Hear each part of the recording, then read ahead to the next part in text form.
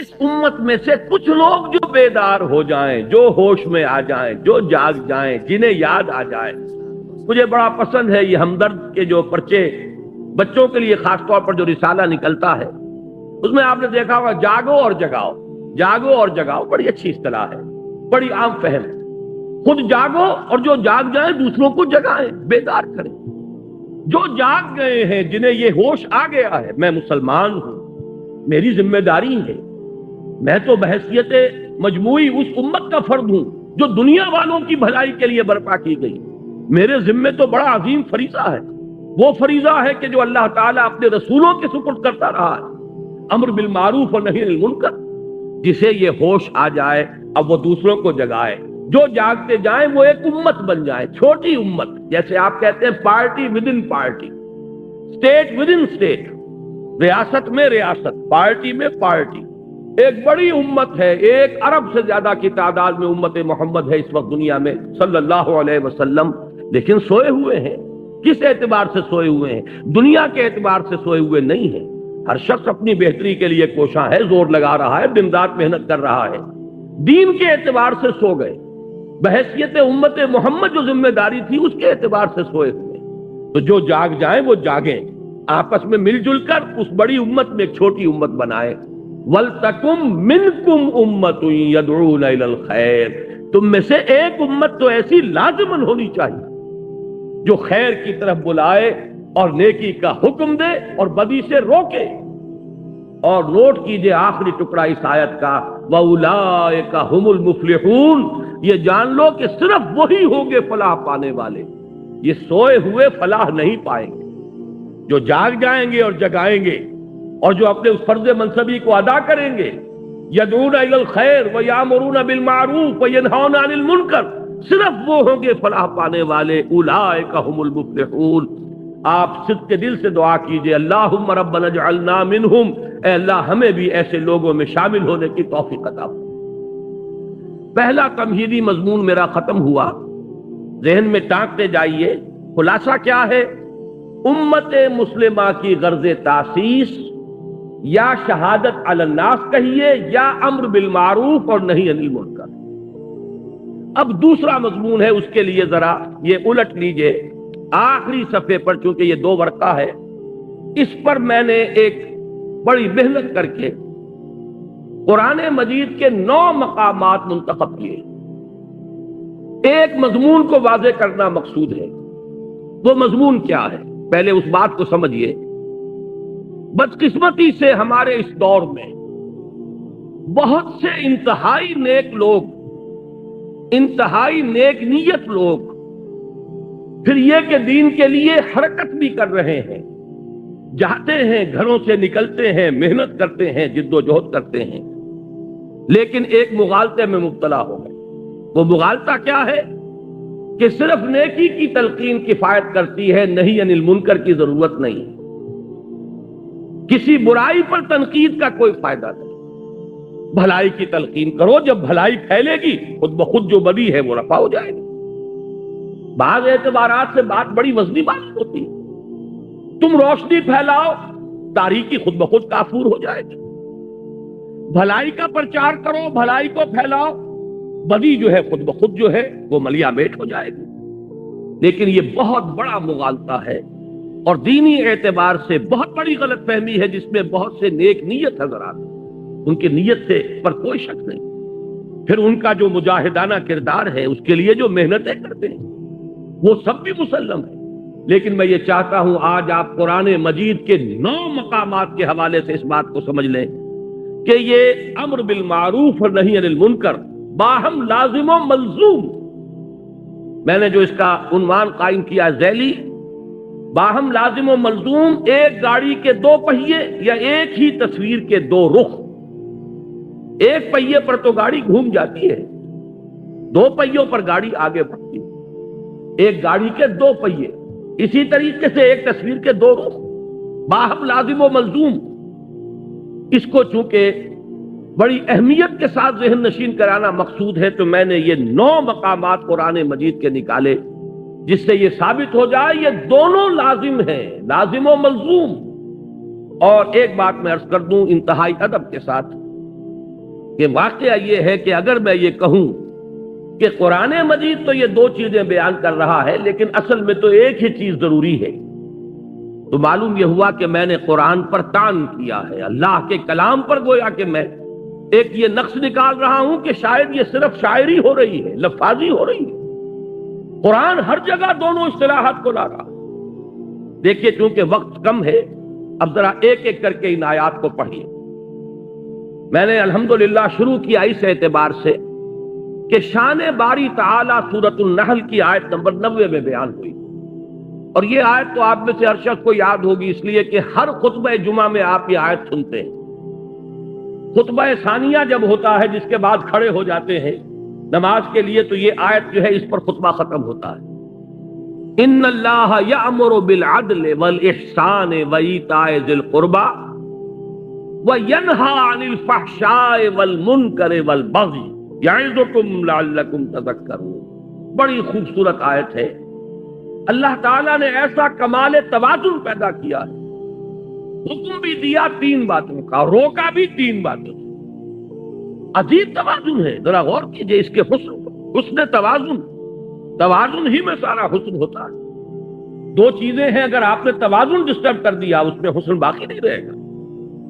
ان اللہ یامر بالعدل والاحسان وایتاء ذی القربى، اللہ حکم دیتا ہے عدل کا، احسان کا اور قرابت داروں کا حق ادا کرنے کا۔ میں چونکہ اس وقت درس نہیں دے رہا ہوں ان آیات کا، مقصود صرف یہ ہے کہ آپ کے پیش نظر رہے کہ امر اور نہی یہ دونوں ساتھ ساتھ، اور اس میں یہاں توازن اللہ نے اس درجے کیا ہے کہ 3 ہی چیزیں مقابل میں لایا۔ وَيَنْهَا عَنِ الْفَحْشَاءِ وَالْمُنْكَرِ وَالْبَغْيِ يَعِظُكُمْ لَعَلَّكُمْ تَذَكَّرُونَ۔ اللہ بھی نیکیوں کا حکم دیتا ہے تو بدیوں سے روکتا بھی، ورنہ اگر وہ فلسفہ درست ہوتا کہ محض نیکی کی تلقین سے بدی خود و خود کافور ہو جائے گی تو بدی کی نشاندہی کر کے اس سے روکنے کی اضافی طور پر ضرورت نہیں تھی۔ آگے چلیے نمبر 2، تقاضائے فطرت و حکمت۔ یہاں میں نے سورہ لقمان کی آیت لی ہے۔ حضرت لقمان کے بارے میں آپ حضرات کے علم میں ہوگا، نہ وہ نبی تھے نہ کسی نبی کے امتی تھے، سلیم العقل سلیم الفطرت انسان، حکیم اور دانا انسان۔ انہوں نے اپنے غور و فکر سے جو نتائج اخذ کیے ہیں وہ ہیں جو قرآن مجید نے سورہ لقمان کے دوسرے رکوع میں جو وصیتیں انہوں نے اپنے بیٹے کو کی تھی، وَإِذْ قَالَ لُقْمَانُ لِابْنِهِ وَهُوَ يَعِظُهُ يَا بُنَيَّ لَا تُشْرِكْ بِاللَّهِ۔ یہاں سے قرآن مجید نے حضرت لقمان کو امر بنا دیا، اس لیے کہ ان کا ذکر جب تک قرآن ہے ان کا ذکر موجود ہے، اور ہمیشہ قرآن رہے گا ان کا ذکر موجود رہے گا۔ یہ شان ہے اللہ نے اپنے اس بندے کی جو بڑھائی ہے کہ قرآن مجید میں اس طریقے سے تعین کے ساتھ یا تو رسولوں کا نام آتا ہے، یا یہ کہ صحابہ میں سے حضرت زید کا ذکر خاص طور پر صحابہ جو ہے اس اعتبار سے کیا کرتے تھے کس قدر خوش قسمت ہے اس کا نام قرآن میں آیا۔ فلما قضا زید وطرہا، تو یہ وطرہ منہا زید وطرہ یہ سورہ احزاب میں آیا تو لوگ نش کرتے تھے، زید تمہارا نام قرآن میں آیا ہے۔ ایسے ہی یہ ایک حکیم اور دانا انسان۔ اب ان کی اسی لیے میں نے عنوان قائم کیا تقاضائے فطرت و حکمت۔ فطرت اور حکمت کا تقاضا یہ ہے۔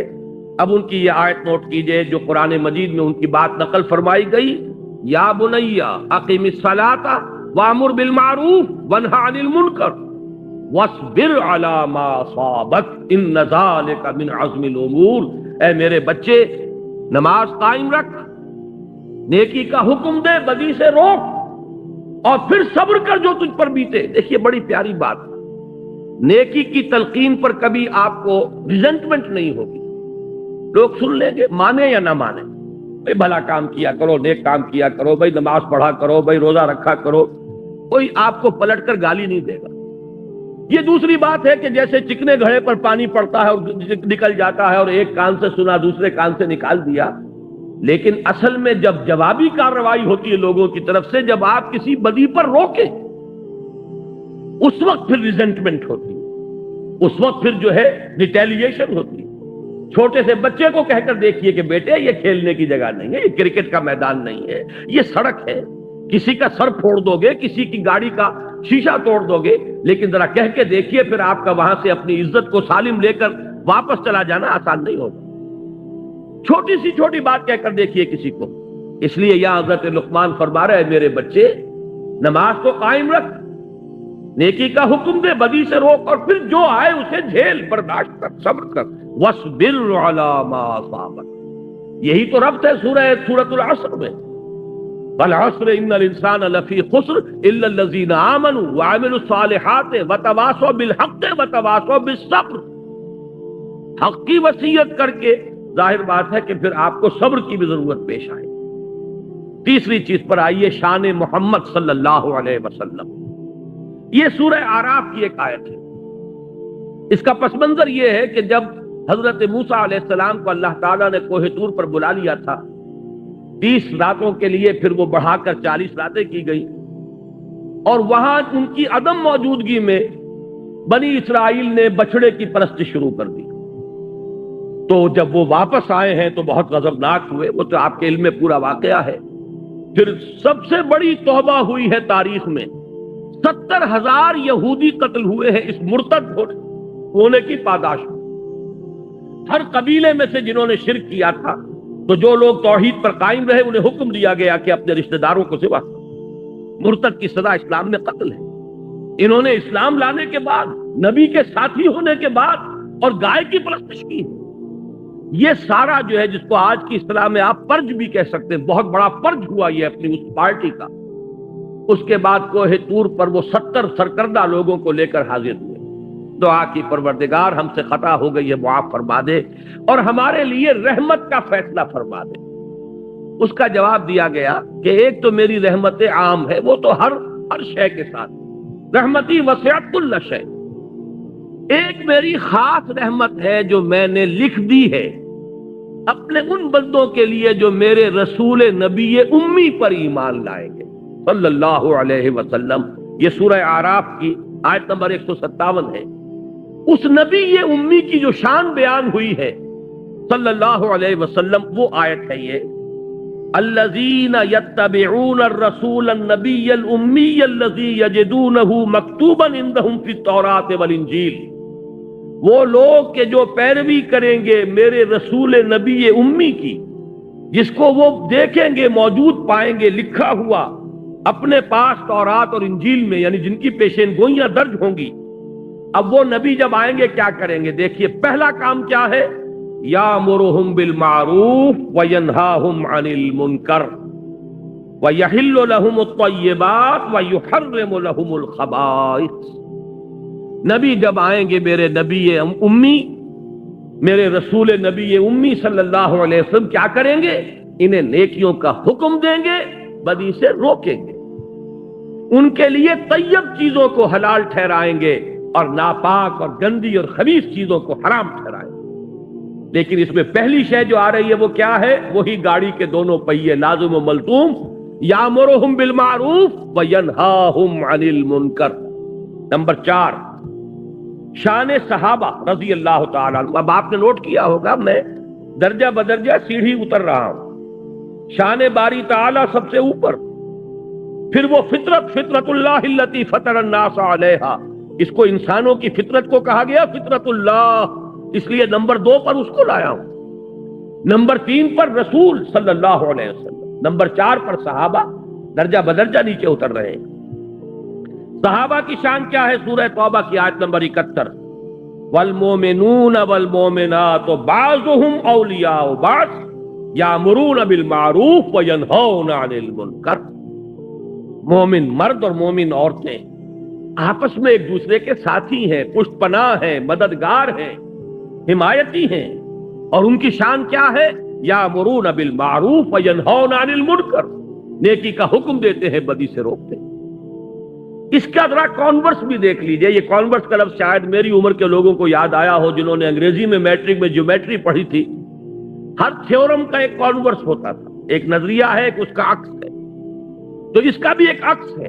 منافقین کی شان بیان ہوئی ہے، کیفیت منافقین، اسی سورہ توبہ کی آیت نمبر 67 میں، المنافقون والمنافقات بعضهم من بعض یامرون بالمنکر وینہون عن المعروف. لفظ دونوں یہاں بھی آ گئے. یہ منافق مرد اور منافق عورتیں یہ ایک دوسرے میں سے ہیں، یہ ایک دوسرے کے ساتھی ہیں، پشت پناہ ہیں، مددگار ہیں۔ وہ کیا کرتے ہیں؟ وہ نیکی سے روکتے ہیں اور بدی کا حکم دیتے ہیں۔ یہاں میں ذرا ایک حدیث بھی آپ کو سنا دوں۔ ایک مرتبہ حضور نے صحابہ کرام سے فرمایا، تم لوگوں کا کیا حال ہوگا؟ کیف انتم اذ لا تأمرون بالمعروف ولا تنہون عن المنکر؟ کیا حال ہو جائے گا مسلمانوں تمہارا جب تم نیکی کا حکم دینا چھوڑ دو گے اور بدی سے روکنا چھوڑ دو گے؟ صحابہ حیران ہوئے، ان کے لیے تو یہ ناقابل قیاس، ناقابل گمان بات۔ انہوں نے کہا اوا کائن ذالک یا رسول اللہ؟ انہوں نے حیرت کے ساتھ کہا ہے اللہ کے رسول کیا ایسا ہونے والا ہے؟ آپ نے فرمایا بل اشد من ذالک سیکون، تم اسی پر حیران ہو رہے ہو میرے صحابہ، اس سے بھی زیادہ شدید کیفیت پیدا ہو جائے۔ اب وہ حیران ہوئے، وہ کیا ہوگی؟ فرمایا تامرون بالمنکر وتنہون عن المعروف، وہ دور بھی آ جائے گا کہ تم منکر کا حکم دو گے اور بدی کا حکم دو گے اور نیکی سے روکو۔ یہ وہ شان ہے منافقین کی کیفیت۔ گویا کہ حضور نے فرمایا ایک وقت آئے گا میری امت میں یہ نفاق عام ہو جائے گا۔ آج آپ کا معاشرہ وہی ہے، نیکی کے راستے پر چلنا بہت مشکل، بدی کے راستے کھلے ہیں، کشادہ ہیں، کوئی ریزسٹنس ہے ہی نہیں۔ کوئی نوجوان ذرا داڑھی رکھ لے، تمام رشتہ دار، اعزاء، قریب، والدین وہ اس کے سر کو اس پر سوار ہو جائیں گے تم نے کیا کیا؟ ذرا گھر میں کوئی شرعی پردہ کر کے نافذ کر کے دیکھیے، you will be an outcast, آپ اپنے معاشرے سے نکال دیے جائیں، آپ بالکل آپ کا تعلق جو ہے وہ معاشرے سے، عزیزوں سے کٹ جائے، کر کے دیکھ لیجیے۔ اس لیے کہ حضور نے فرمایا تھا بل اشد من ذالک سیکون، کہ میری امت پر وہ وقت بھی آنے والا ہے کہ صرف یہی نہیں ہوگا کہ نیکی کا حکم دینا روک دیں گے اور بدی سے روکنا جو ہے وہ چھوڑ دیں گے، بلکہ اشد من ذالک سیکون، اور وہ کیا ہے؟ تامرون بالمنکر وتنہون عن المعروف، جو کہ اس وقت منافقین کی شان تھی۔ آگے آئیے، یہ چھٹی آیت میں ابھی آپ کو سنا چکا ہوں پہلے ہی، امت کا فرض منصبی، کنتم خیر امت اخرجت للناس تامرون بالمعروف وتنہون عن المنکر۔ نمبر 7، دور زوال میں امت مسلمہ کے لیے سہ نکاتی لاہ عمل کا نقطہ عروج، یہ 3 آیات جو یہاں درج ہیں۔ میں نے ایک تقریر کی تھی آپ کے اسی شہر کراچی میں ایک مسجد میں آج سے 4 سال قبل، اس پر مفصل خطاب ان 3 آیات کی روشنی میں ایک لائحہ عمل، کیا کریں اس حال میں، کس طریقے سے صورتحال تبدیل ہو۔ قرآن مجید تو ہمیشہ کے لیے ہدایت اور رہنمائی ہے، اس نے اس دور کے لیے بھی ہدایت دی ہے، بعد والے دور کے لیے بھی ہدایت دی۔ اس دور زوال میں اگر یہاں سے اب اوپر اٹھنے کے لیے آپ کو لائحہ عمل درکار ہے تو بھی رجوع کیجئے قرآن کی طرف۔ قرآن مجید نے ان 3 آیات میں سورہ آل عمران کی آیات 102، 103، 104 ایک سہ نکاتی لائحہ عمل دیا ہے، جس میں آخری بات وہ ہے جو ابھی میں نے آیت آپ کو سنائی تھی، وَلْتَكُمْ مِنْكُمْ أُمَّةٌ يَدْعُونَ إِلَى الْخَيْرِ وَيَأْمُرُونَ بِالْمَعْرُوفِ وَيَنْهَوْنَ عَنِ الْمُنْكَرِ وَأُولَئِكَ هُمُ الْمُفْلِحُونَ۔ پہلا نقطہ یہ ہے کہ ہر شخص تقوی اختیار کرے۔ دوسرا نقطہ یہ ہے کہ مل جل کر بنیان مرصوص بنو، قرآن مجید کی رسی کو مضبوطی سے تھام لو، اللہ کی رسی، وَاعْتَصِمُوا بِحَبْلِ اللَّهِ جَمِيعًا۔ اور تیسرا نقطہ ضربہ سلام کیا ہے اس کا؟ وَلْتَكُمْ مِنْكُمْ أُمَّةٌ يَدْعُونَ إِلَى الْخَيْرِ وَيَأْمُرُونَ بِالْمَعْرُوفِ وَيَنْهَوْنَ عَنِ الْمُنْكَرِ وَأُولَئِكَ هُمُ الْمُفْلِحُونَ۔ تم میں سے ایک جماعت تو ایسی قائم ہونی چاہیے جو یہی 3 کام کرے اور کوئی کام نہ کرے۔ میں یہاں پر عرض کر دوں کہ واقعہ یہ ہے کہ آج وہ بعد میں تفصیل سے گفتگو ہوگی، ہماری دینی جماعتیں بھی اپنے اصل ہدف سے ہٹ چکی۔ اس وَلْتَكُمْ مِنْكُمْ أُمَّةٌ، اس کے کرنے کے صرف 3 کام قرآن نے بتائے، خیر کی طرف دعوت، نیکی کا حکم، بدی سے روکنا۔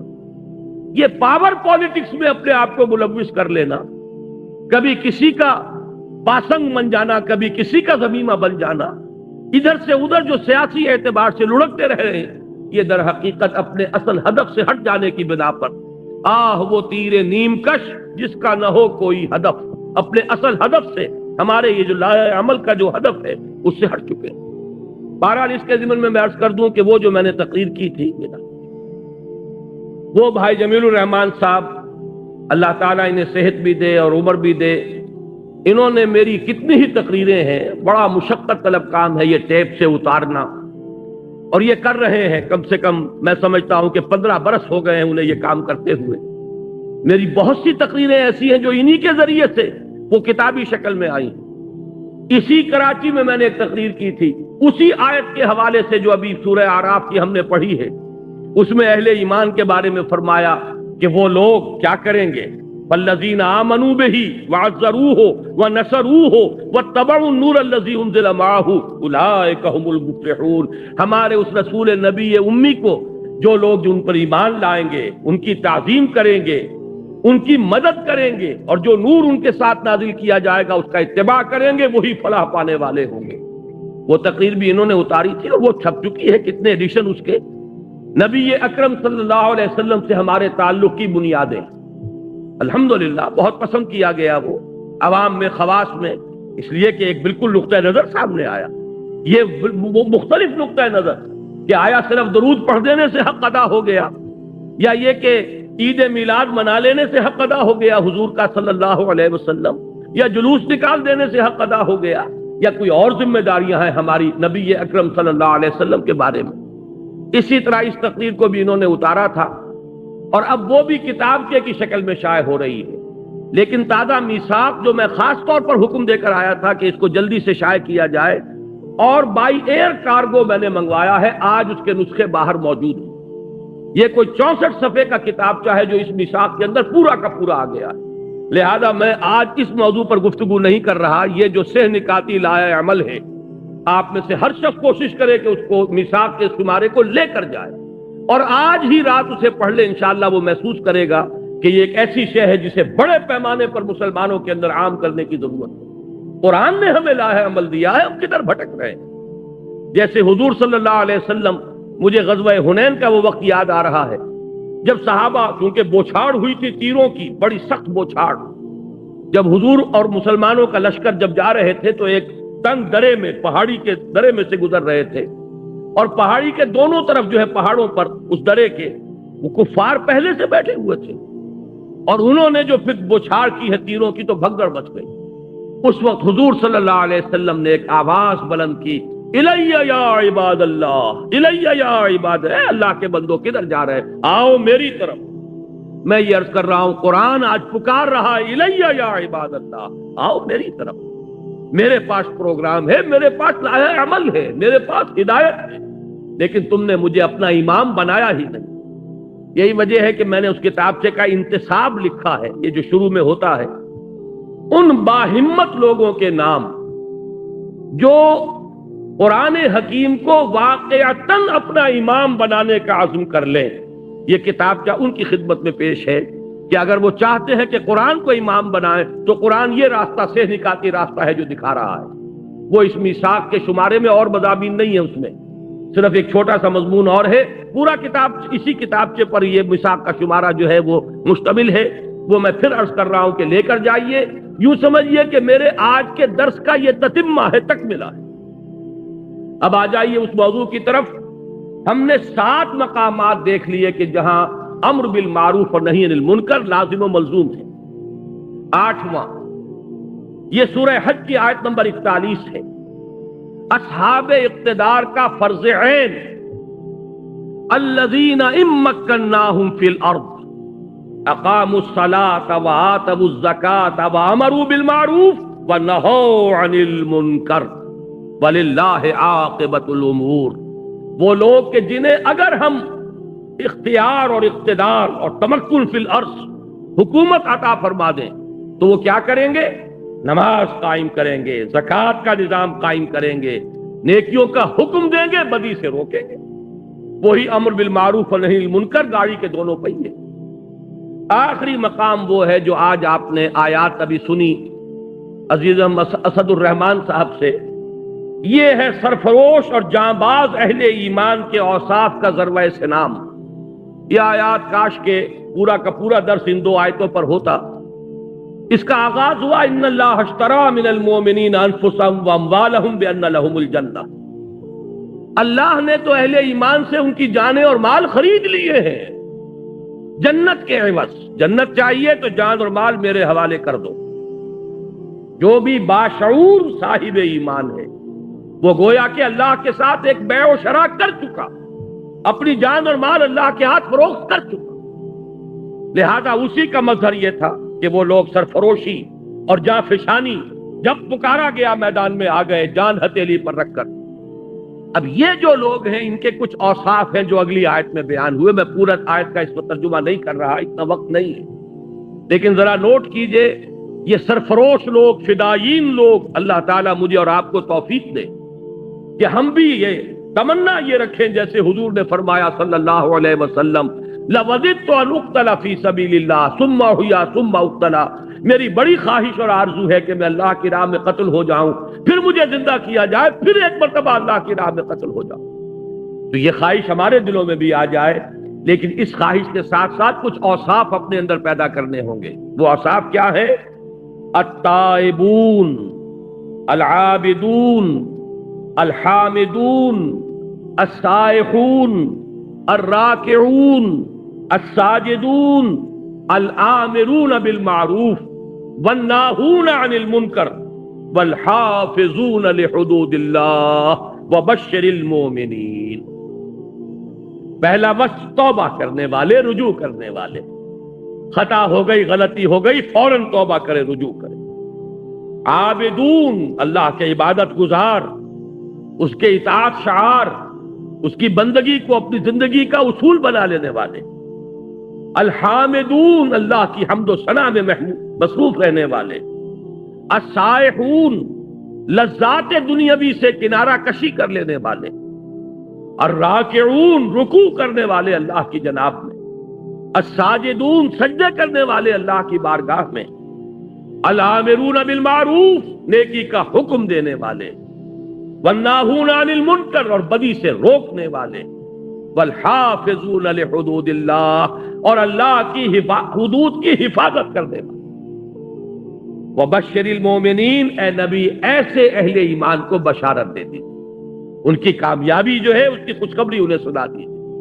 یہ ضربہ سلام ہے اس لیے کہ یہاں پر امر بالمعروف اور نہی عن المنکر سے بھی اگلا قدم بیان کر دیا گیا۔ وہ کیا ہے؟ الحافظون لحدود اللہ۔ آپ کے ذہن میں ہوگا کہ میں انقلاب اسلامی کے مراحل کئی مرتبہ بیان ہو چکے ہیں، کتابی شکل میں بھی موجود ہیں۔ آخری مرحلہ کیا ہے؟ میں نے عرض کیا ہے ڈیمونسٹریشن، میدان میں آ جانا۔ اب یہ غلط کام ہم نہیں ہونے دیں گے۔ نہی عن المنکر بالید، طاقت کے ساتھ چیلنج کر دینا کہ یہ کام اب تک تو ہم خوشامد کر رہے تھے، اب تک ہم کہہ رہے تھے کہ خدا کے لیے باز آ جاؤ، اب نہیں ہونے دیں گے، ہماری لاشوں پر ہوگا، جیتے جی نہیں ہونے دیں گے۔ یہ ہے حفاظت اللہ کے حدود کی۔ آپ کو معلوم ہے کہ آپ کی فوج، اس کا مقصد کیا ہے؟ یہ جو ارب روپیہ خرچ ہوتا ہے فوج پر، آپ کے بجٹ کا بہت بڑا حصہ صرف ہوتا ہے فوج پر، کیا مقصد ہے اس کا؟ آپ کی زمین کے ایک ایک چپے کے محافظ بن کر کھڑے ہو جائیں، سرحدوں کے محافظ بن کر کھڑے ہو جائیں، جان دے دیں، لیکن یہ کہ ایک چپا زمین کا ایک انچ جو ہے اس ملک کی وہ دشمن کے حوالے کرنے کے لیے تیار نہ ہو۔ ابھی 16 کروڑ نہیں، تقریباً 20 کروڑ روپیہ جو ہے ایکسرسائز پر خرچ ہو گیا۔ یہ ایکسرسائز کاہے کے لیے؟ تاکہ ہماری افواج چاق و چوبند رہیں، تیار رہیں، کوئی بھی صورتحال پیدا ہو جائے سست پڑے ہوئے نہ ہو، زنگ نہ لگا ہوا ہو کہیں۔ یہ سب کچھ کس لیے؟ حفاظت، حدود اللہ، حدود ارضی کی حفاظت، زمین کے وطن کی حدود کی حفاظت۔ اسی طرح اللہ کی بھی حدود ہے۔ تلک حدود اللہ فلا تقربوها، دیکھو یہ اللہ کی حدود ہے، اس کے قریب نہ پھٹکو۔ کہیں آتا ہے فلا تعتدوها، یہ اللہ کی حدود ہے، انہیں پامال نہ کرو، ان سے تجاوز نہ کرو۔ یہ حدود اللہ۔ اب اللہ کا ایک بندہ وہ سرفروش، ان اللہ اشتری من المؤمنین انفسهم واموالهم بان لهم الجنہ، جو جان اور مال بیچ چکے اللہ کے ہاتھ، وہ در حقیقت اس کی چوٹی کیا ہے؟ وہ اللہ کے حدود کا محافظ بن کر کھڑا ہو جائے۔ میرے جیتے جی یہ حد لا کی حد جو ہے یہ پامال نہیں کی جائے گی، میں زندہ رہوں، اور اللہ کی حدود جو ہے پامال کر دی جائے، نہیں ہوگا۔ جب یہ الفاظ میں کہہ رہا ہوں مجھے حضرت ابوبکر صدیق یاد آ گئے رضی اللہ تعالی عنہ، انہوں نے یہی فرمایا تھا، ایبدل الدین وانا حی، کیا دین کے اندر تغیر کر دیا جائے گا جبکہ میں ابھی زندہ ہوں؟ میری زندگی میں نہیں ہو سکتا۔ جبکہ کچھ لوگوں نے زکوٰۃ دینے سے انکار کیا تھا اور کچھ حضرات نے مشورہ دیا تھا، آپ یہ اتنے سارے محاذ ایک دم نہ کھول لیجئے، ایک طرف تو مدعیان نبوت ہے کھلم کھلا مرتد، ٹھیک ہے ان کے خلاف تو اقدام کیجئے، لیکن انہوں نے کسی نبی کو تو نہیں مانا ہے، کسی چیز کا انکار نہیں کیا ہے، کلمہ پڑھ رہے ہیں، آپ ان کے خلاف جو ہے محاذ نہ کھولیے، اس لیے کہ اس وقت بڑے حالات مخدوش ہیں۔ تو الفاظ کیا تھے ابو بکر صدیق کے؟ کیوں بن گئے وہ افضل البشر بعد الانبیاء بالتحقیق؟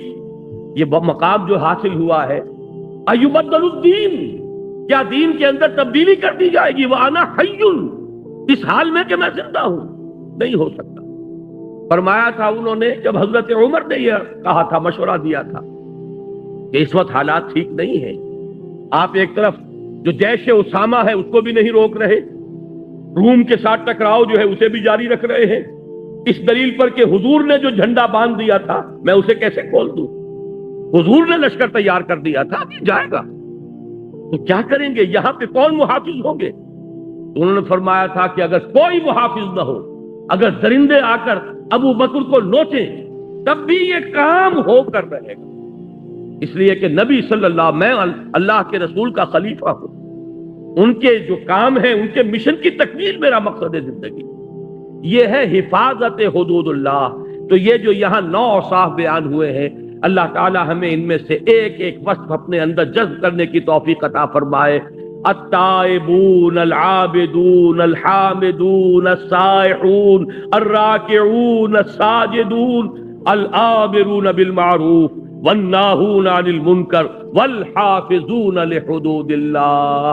پھر کوالیفائی کرتا ہے آدمی، یہاں پہنچتا ہے، اب کوالیفائی کرتا ہے اس بشارت کے لیے، وَبَشِّرِ الْمُؤْمِنِينَ، اے نبی ایسے اہل ایمان کو بشارت دے دی جنہوں نے اپنی جانیں اور مال اللہ کے ہاتھ فروخت کر دیے، اور اس فروخت کرنے کے بعد ان کی زندگی کا، ان کے کردار کا، ان کے شب و روز کا نقشہ یہ ہے۔ بہرحال اگرچہ اس میں کئی دوسرے مضامین بھی ضمنی طور پر آ گئے، لیکن میرے اس بیان کا مقصد کیا تھا؟ اس حقیقت کو واضح کرنا کہ امر بالمعروف اور نہی عن المنکر انسیپریبل ہے، ان کو ایک دوسرے سے جدا نہیں کیا جا سکتا، یہ ایک ہی حقیقت کے اجزاء لا ینفک ہیں، لا ینفک غیر منفک، جس کو علیحدہ نہیں کیا جا سکتا۔ یہ غلط فہمی رفع ہو جانی چاہیے۔ یہ مغالطہ جنہیں بھی ہیں انہیں اللہ تعالیٰ ان کو اپنے اس مغالطے پر متنبع اور مطلع ہونے کی توفیق عطا فرمائے۔ ہمارا کام یہی ہے کہ جو بات کتاب و سنت سے سمجھ میں آتی ہے اسی کو ہم لوگوں کے سامنے بیان کریں اور عام کریں۔ باقی یہ ہے کہ لوگوں کے دل میں اور ان کے ذہن کے اندر ان باتوں کا ڈالنا یہ اللہ کے ہاتھ میں، یہ کسی انسان کے بس میں نہیں۔ میں پہلے ہی عرض کر چکا ہوں، نیکی بھی ہے، تقویٰ بھی ہے، جد و جہد بھی ہے، حرکت بھی ہے، محنت بھی ہے، لیکن ایک بہت بڑا مغالطہ کہ صرف بھلائی کی تلقین، صرف نیکی کی تلقین، صرف فضائل کی تلقین کے ذریعے سے سارے معاملات دور صحیح ہو جائیں گے، ساری گندگیاں دھل جائیں گی، یہ ممکن نہیں ہے۔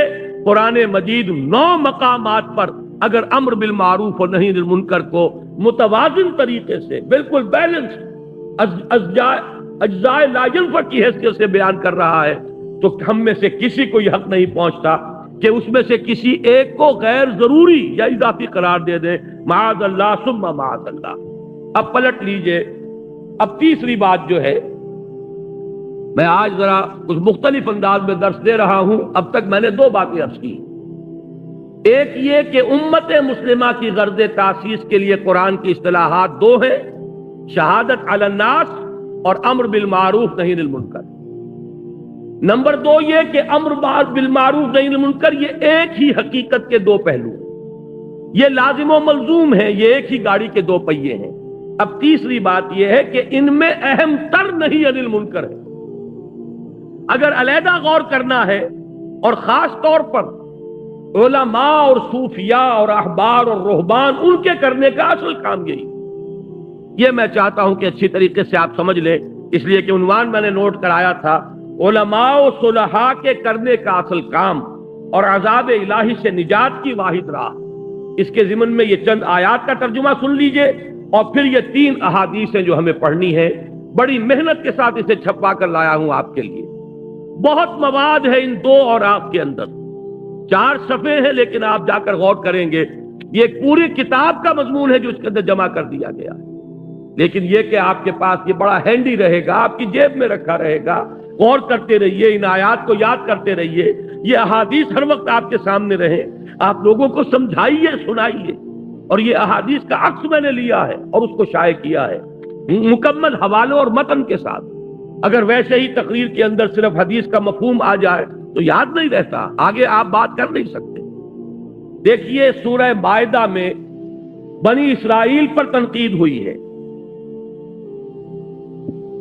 بنی اسرائیل کے بارے میں جو بھی میری تقاریر میں شریک ہوتے رہے ہیں، بارہا وہ حدیث سامنے آئی، اور آج وہ میثاق کے اندر بھی آپ کو وہ حدیث مل جائے گی کہ حضور نے خبر دی تھی کہ میری امت میں بھی وہ ساری خرابیاں پیدا ہوں گی جو بنی اسرائیل میں پیدا ہوئی، یہاں تک کہ اگر وہ گوہ کے بل میں گھسے تھے تو میری امت بھی گھسے گی، اور اگر ان میں کوئی بدبخت ایسا اٹھا تھا جس نے اپنی ماں سے زنا کیا ہو تو میری امت میں بھی کوئی نہ کوئی ایسا پیدا ہوگا جو یہ حرکتیں شنیع کرے گا۔ اسی کے حوالے سے ذرا بنی اسرائیل پر جو تنقید قرآن نے کی ہے سورہ مائدہ میں، اس کو پڑھیے۔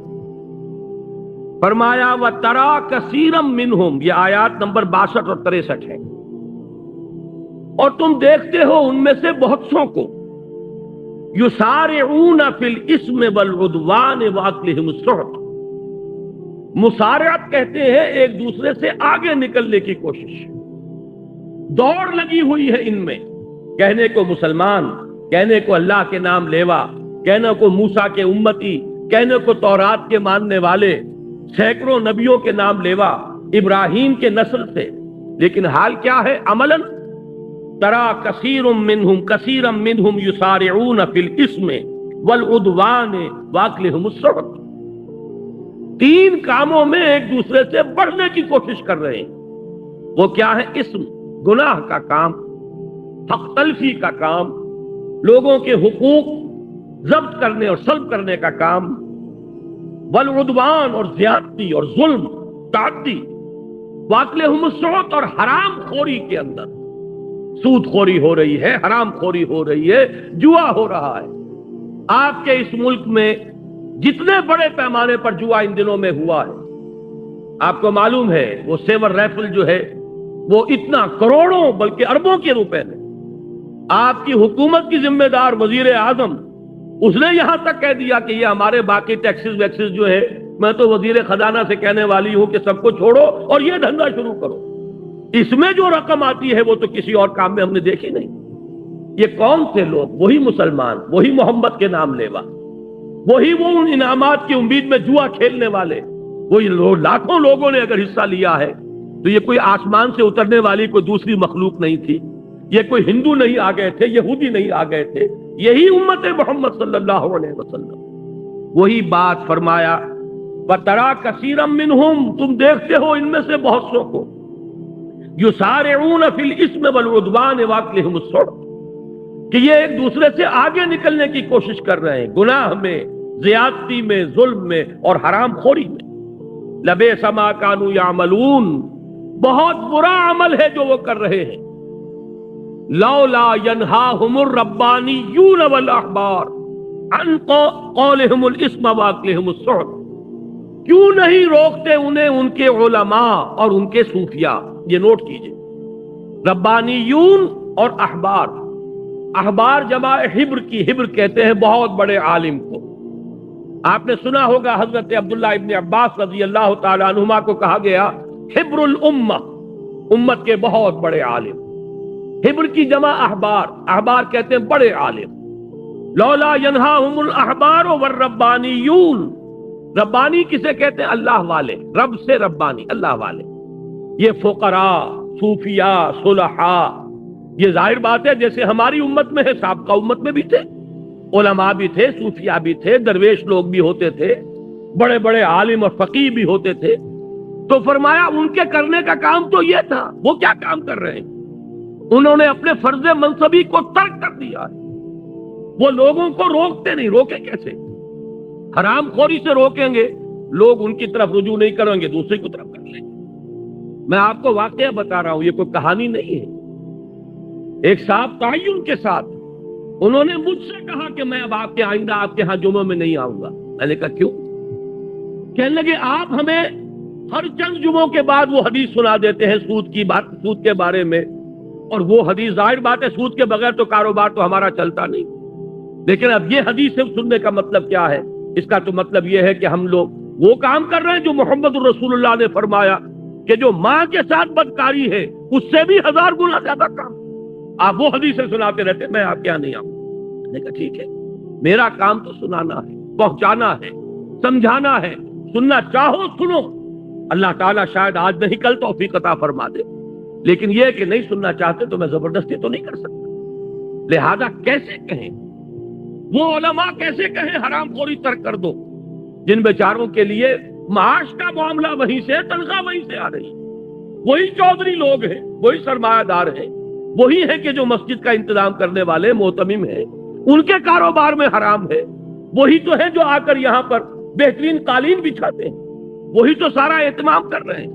لہذا نہیں عن المنکر جب ختم ہو جاتا ہے معاشرے سے، پھر تباہی اور بربادی عام ہو جاتی ہے.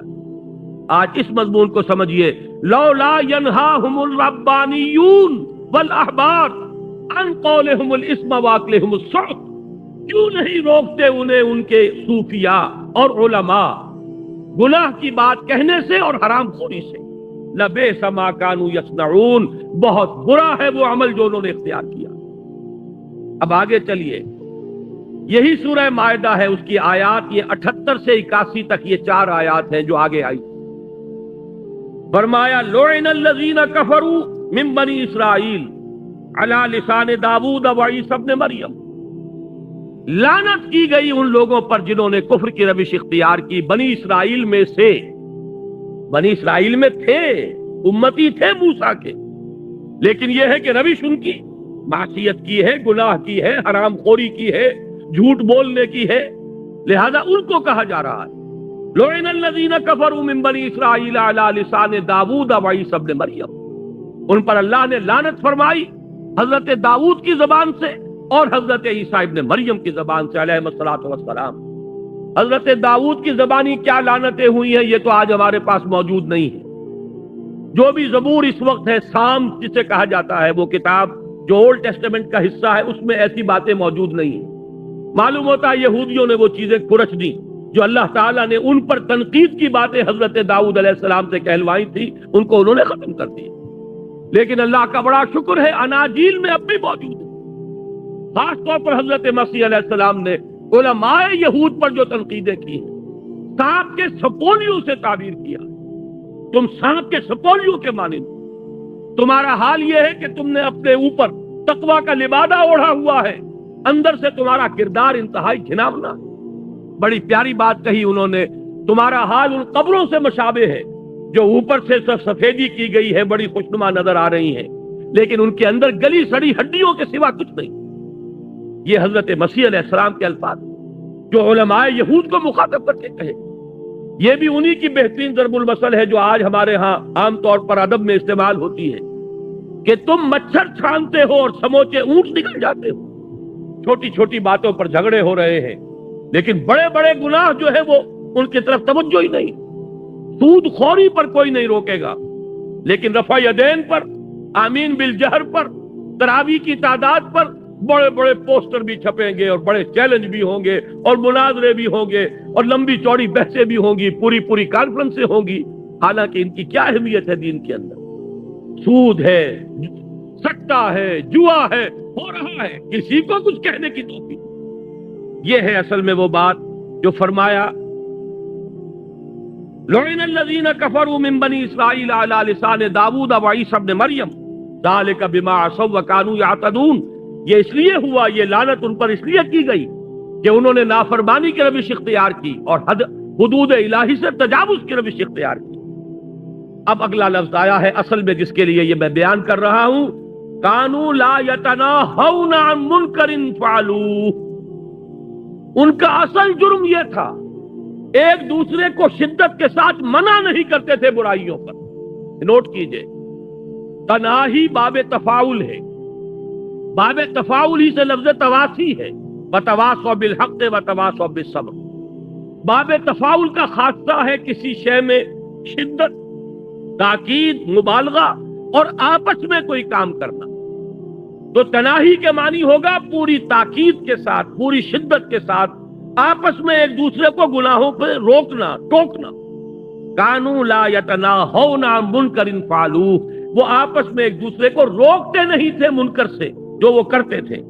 لبئس ما کانوا یفعلون، یہ جو بات ہے اس کے لیے ایک حدیث میں آپ کو ابھی سناؤں گا، اس کو نوٹ کر لیجئے کہ ان کا اصل جرم، دیکھیے قرآن مجید جب یہ کہہ رہا ہے ان پر لعنت کی گئی، تو ظاہر بات ہے چارج شیٹ بھی تو ہونا چاہیے، کس بات پر لعنت کی گئی، کیا برائی تھی؟ تو جس جرم پر یہ لعنت کی گئی ہے وہ کیا ہے؟ کانوا لا یتناہون عن منکر فعلوہ، وہ روکتے نہیں تھے ایک دوسرے کو پوری تاکید کے ساتھ ان منکرات سے کہ جو آپس میں کر رہے تھے۔ لبئس ما کانوا یفعلون، اور تم دیکھتے ہو بہت ہی برا ہے وہ عمل جو وہ کر رہے ہیں۔ میں چاہتا ہوں کہ اس پر ذرا ورق الٹ لیجئے، اب یہ حدیث سن لیجئے تاکہ قرآن مجید کی تفسیر حدیث رسول کی روشنی میں سامنے آ جائے۔ یہاں ایک طرف صفحہ 2 پر یہ پوری حدیث کا متن ہے، عکس ہے ریاض الصالحین سے، یہ ابو داؤد اور ترمذی کی روایت ہے۔ عن ابن مسعود رضی اللہ تعالی عنہ، صفحہ 3 پر اس کا ترجمہ بھی موجود ہے، جا کر آپ اس کو پھر بھی پڑھ سکیں گے۔ اس وقت میرے ساتھ اس کا ترجمہ جو ہے متن کے ساتھ پڑھ لیجئے۔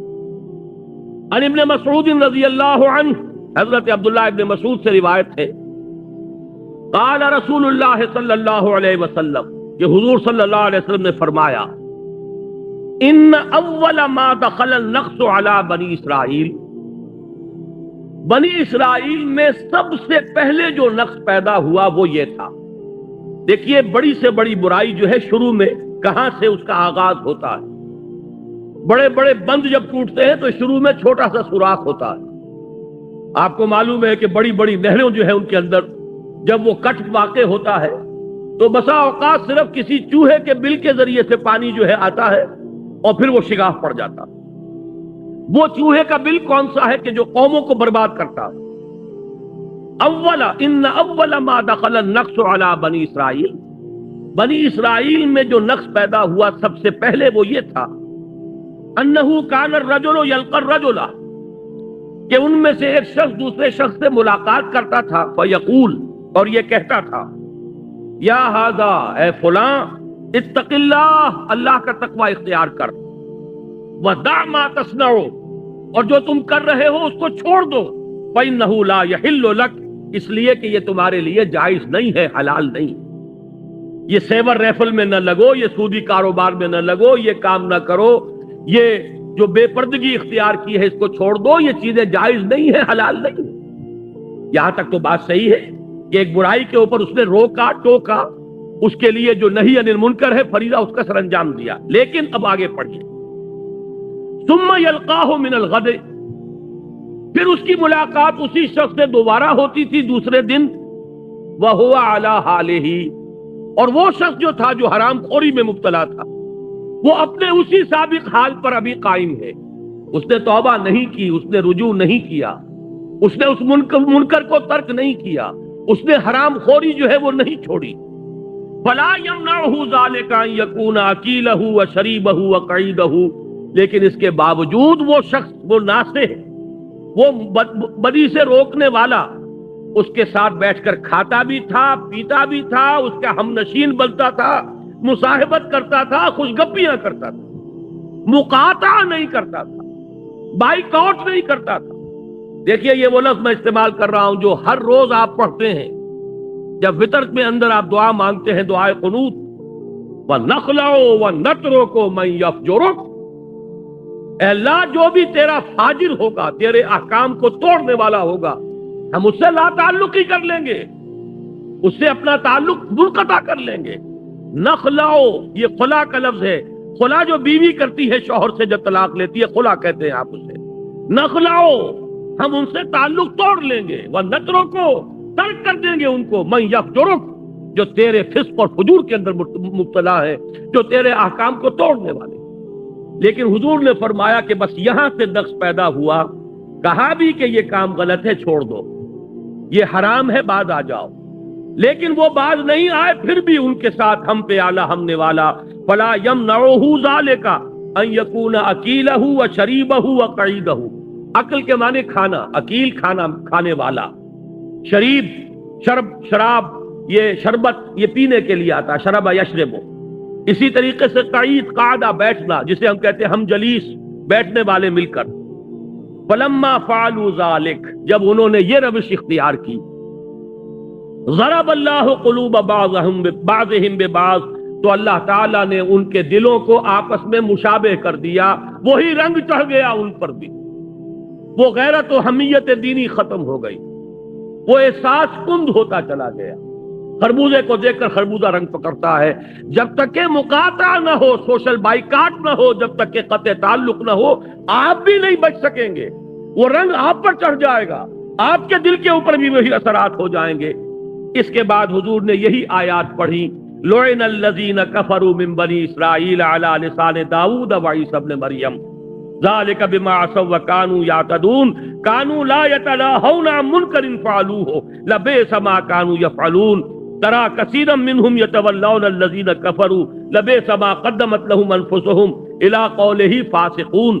یہ 4 آیات حضور نے تلاوت فرمائی، گویا کہ ان 4 آیات کی گویا کہ یہ شرح ہے مستند جو محمد الرسول اللہ صلی اللہ علیہ وسلم نے اپنے صحابہ کے سامنے بیان کی، کہ ان آیات کا مفہوم کیا ہے کہ بنی اسرائیل میں پہل جو نقص واقع ہوا وہ یہ تھا کہ لوگوں میں احساس تھا، ان کے علماء روکتے بھی تھے کہ خدا کے لیے بعد آ جاؤ، چھوڑ دو، لیکن یہ کہ ان سے قطع تعلق نہیں کرتے تھے، ان کے ہم پیالہ ہم نوالا بنے رہتے تھے، ان کے ساتھ مجلسی روابط قائم رکھتے تھے۔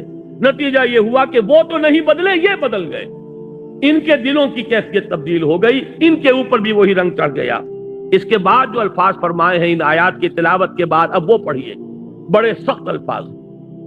ثم قال، ان آیات کو تلاوت فرمانے کے بعد حضور نے ارشاد فرمایا، کلا ہرگز نہیں، واللہ لتامرن بالمعروف، خدا کی قسم تمہیں لازماً نیکی کا حکم دینا ہوگا، ولتنہون عن المنکر، اور تمہیں لازماً بدی سے روکنا ہوگا، وَلَتَأْخُذُنَّ عَلَى يَدِ الظَّالِمِ، اور تمہیں لازماً ظالم کے ہاتھ کو پکڑ لینا ہوگا قوت کے ساتھ، وَلَتَأْتِرُنَّهُ عَلَى الْحَقِّ أَطْرًا، اور تمہیں لازماً انہیں حق کی طرف موڑنا ہوگا جبراً، وَلَتَقْصُرُنَّهُ عَلَى الْحَقِّ قَصْرًا، اور انہیں حق کے اوپر جمانا ہوگا، روکنا ہوگا طاقت کے ساتھ، أَوْ لَيَضْرِبَنَّ اللَّهُ بِقُلُوبِ بَعْضِكُمْ عَلَى بَعْضٍ، یا پھر اللہ تمہارے بھی دل ایک دوسرے کے مشابہ کر دے گا۔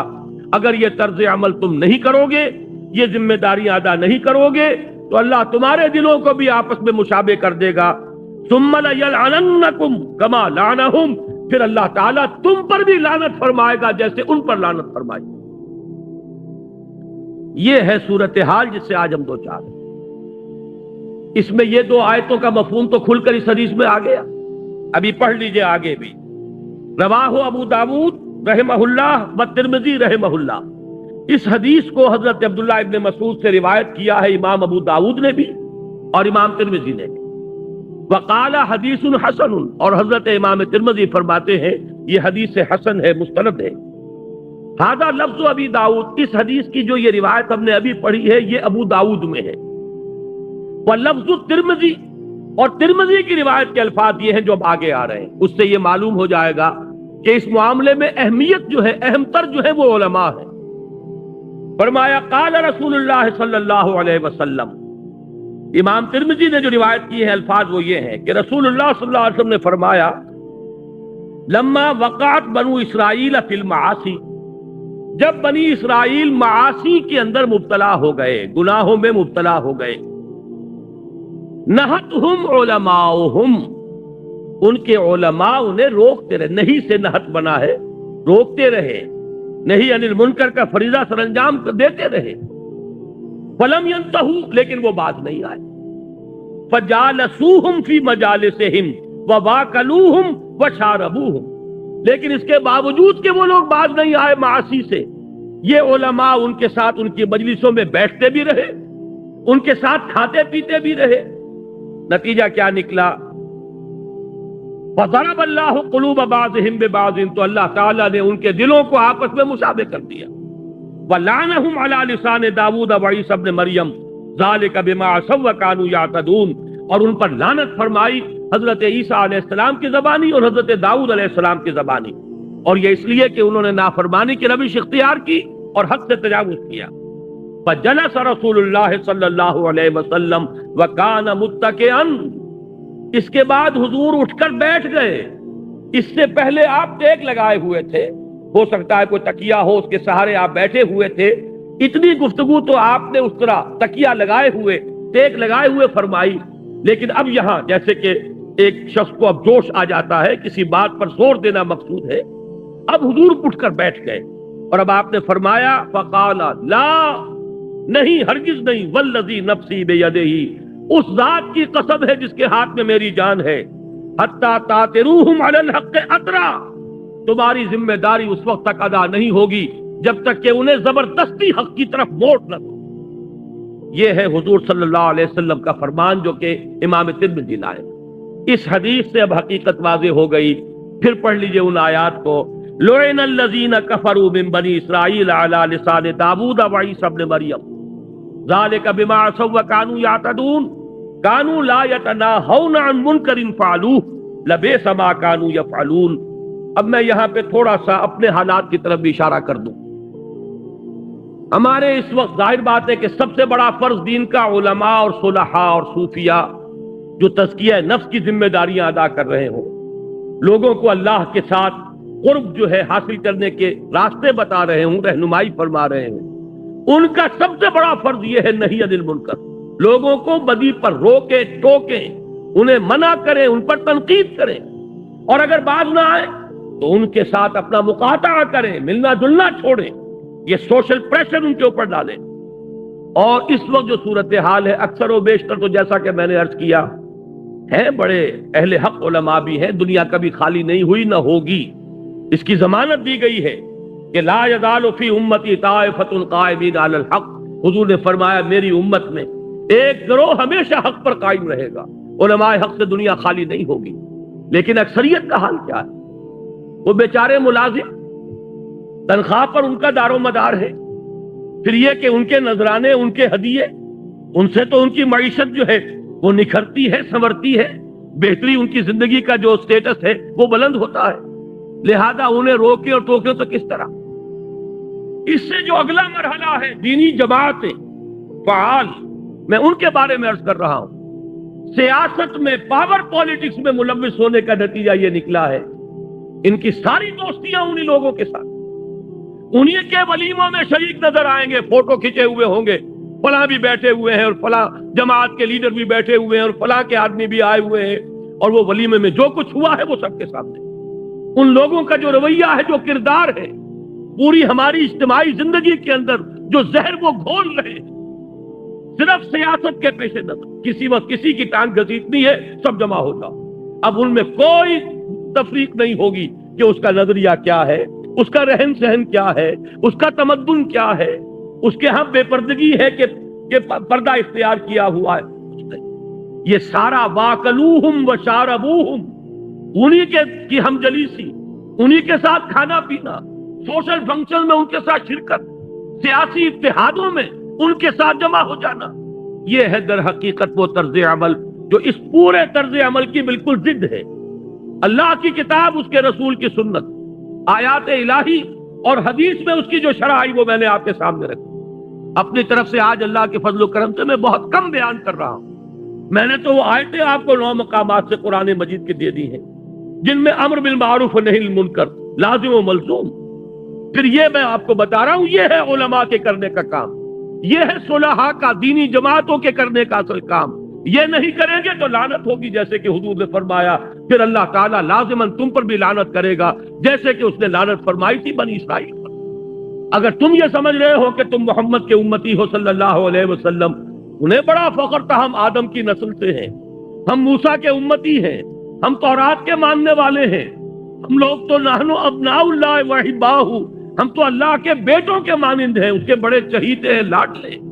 لیکن انہی کے بارے میں فرمایا لعن الذین کفروا من بنی اسرائیل علی لسان داؤد وعیسی ابن مریم ذلک بما عصوا وکانوا یعتدون کانوا لا یتناہون عن منکر فعلوہ لبئس ما کانوا یفعلون۔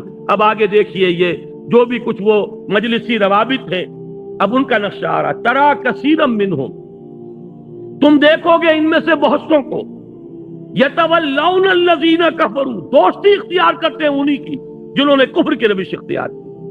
ان کی مجلسی روابط، ان کا اٹھنا بیٹھنا، ان کی دوستیاں، ان کے سارے جو ہے مشاغل، وہ سب ان کے ساتھ ہیں۔ لبئس ما قدمت لهم انفسهم، بہت بری ہے وہ شے جو انہوں نے اپنے لیے آگے بھیجی ہے، یعنی اللہ کے ہاں ان کے اس طرز عمل کے نتیجے میں ان کے لیے جو کچھ جمع ہو رہا ہے بہت برا ہے۔ اور وہ کیا ہے؟ ان سخط اللہ علیہم، کہ اللہ کا غضب ہے جو ان پر نازل ہوا ہے، وفی العذاب ہم خالدون، اور عذاب میں وہ ہمیشہ ہمیشہ رہیں گے۔ انا للہ و انا الیہ راجعون، یہ عذاب میں خلود کفار کے لیے ہوتا ہے، جو کافر ہوں خالص ان کے لیے، لیکن یہاں فرمایا جا رہا ہے ان کے لیے جو ویسے کہنے کو ان کے علماء تھے یہود کے، لیکن جب انہوں نے یہ روش اختیار کی تو فرمایا وفی العذاب ہم خالدون وَلَوْ كَانُوا يُؤْمِنُونَ بِاللَّهِ وَالنَّبِيِّ وَمَا أُنزِلَ إِلَيْهِ، اور اگر وہ واقعتاً ایمان رکھتے ہوتے اللہ پر اور نبی پر اور اس شے پر جو اس پر نازل کی گئی، مَتَّخَذُوهُمْ أَوْلِيَاءَ، وہ انہیں اپنا دوست نہ بناتے، ان کے ساتھ یہ سارے مجلسی روابط استوار نہ کرتے، ان کے ساتھ ہم مجلسی اور ہم پیالہ اور ہم نوالا ہونے کی روش اختیار نہ کرتے، وَلَٰكِنَّ كَثِيرًا مِّنْهُمْ فَاسِقُونَ، لیکن یہ کہ ان کی اکثریت فساق و فجار پر ہوتا۔ یہ دو مقامات سورہ مائدہ کے میرے آج کے درس کا اصل موضوع، اور یہ حدیث، بلکہ دو حدیثیں سمجھیے، ایک ترمذی ایک ابو داؤد، یہ دونوں جو ہے میں ایک بہت بڑا تحفہ ہے جو آپ حضرات کی خدمت میں آج پیش کر رہا ہوں، ان کو پڑھیے، پڑھائیے، لوگوں کو سنائیے، انہیں عام کیجیے۔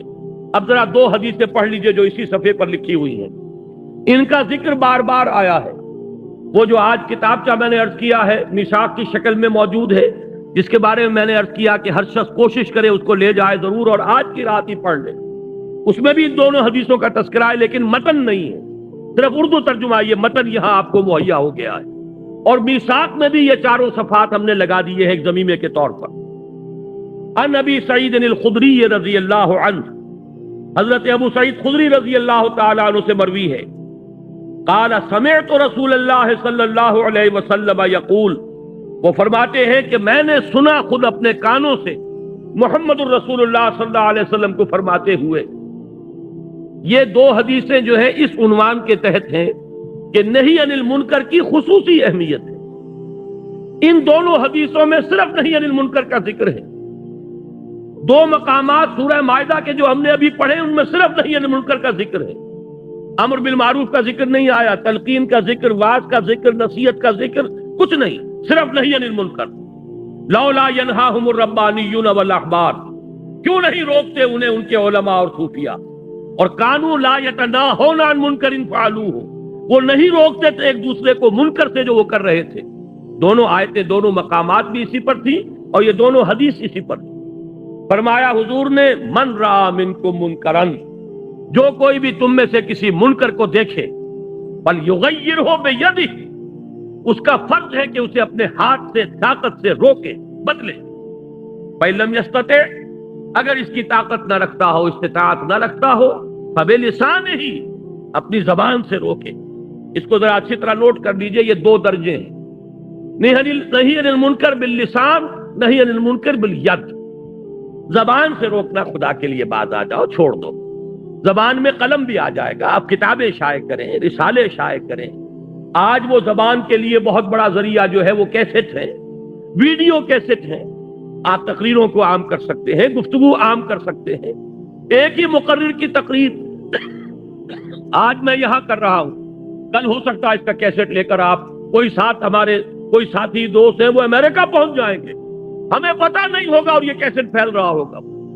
لاکھوں کی تعداد میں اس وقت کیسٹ، اللہ کا فضل ہے میں نے ابھی حال ہی میں حکمت قرآن کا جو 2 مہینے کا شمارہ شائع کیا جنوری فروری سن 90 کا، اس میں اس دعوت رجوع القرآن کی ایک تاریخ پوری بیان کر دی، وہ بھی میں آپ سے آج خاص طور پر عرض کروں گا جنہیں بھی ہمارے اس کام سے کوئی عملی دلچسپی ہے۔ اگر تو صرف سننے کی حد تک کوئی آپ نے عادت بنا لی ہے تو بات دوسری ہے، کوئی عملی دلچسپی ہے تو ہر شخص پر واجب ہے کہ وہ 2 ماہ کا مشترک شمارہ ضرور پڑھے۔ یہ پوری تاریخ امت کا تعلق قرآن سے کیوں کمزور پڑا، پھر یہ کہ اس کا دوبارہ آغاز کب ہوا ہے، شاہ ولی اللہ دہلوی رحمت اللہ علیہ کا کیا مقام ہے، اس کے بعد اب جو تفسیر قرآن کے سلسلے چل رہے ہیں وہ کون کون سے ہیں، ہماری خدمات کیا ہے، انجمن خدام القرآن ہو یا تنظیم اسلامی ہو، یہ ساری ایک داستان جو ہے آپ کو مل جائے گی۔ اور اس وقت اس کو ذہن میرا منتقل اس کی طرف اس لیے ہوا کہ میں نے اس میں لکھا ہے کہ میں مطمئن ہوں، میرے بعد ساتھی تو شاید 20 برس 22 برس کہہ رہے ہیں، مجھے اب 25 برس پورے ہو گئے۔ سن 65 میں میں اسی شہر کراچی سے منتقل ہو کر لاہور گیا تھا اپنی بات کو وہاں پر اپنے کام کو شروع کرنے کے لیے۔ اب 1990 آ گیا، پورے 25 برس، ربع صدی میری بیت چکی ہے اللہ کے فضل و کرم سے کہ قرآن مجید کا پڑھنا پڑھانا سیکھنا سکھانا یہی میرا اصل مشغلہ ہے۔ 6 سال اس میں سے ایسے ہیں کہ ساتھ مطلب بھی چل رہا تھا، پریکٹس بھی تھی، 65 سے 71 تک۔ فروری 71 میں نے طے کیا ہے حرم میں بیٹھ کر کہ اب ہمہ وقت اسی کام کے لیے رہوں گا۔ میں نے مطلب بند کیا، پریکٹس چھوڑی، اور اس وقت کے بعد سے میں کہہ سکتا ہوں میرا کوئی لمحہ بھی فکر معاش میں بسر نہیں، میں نے اپنی ساری توانائی یا قوت اسی کام میں لگائی، اور آج مجھے بڑا اطمینان ہے۔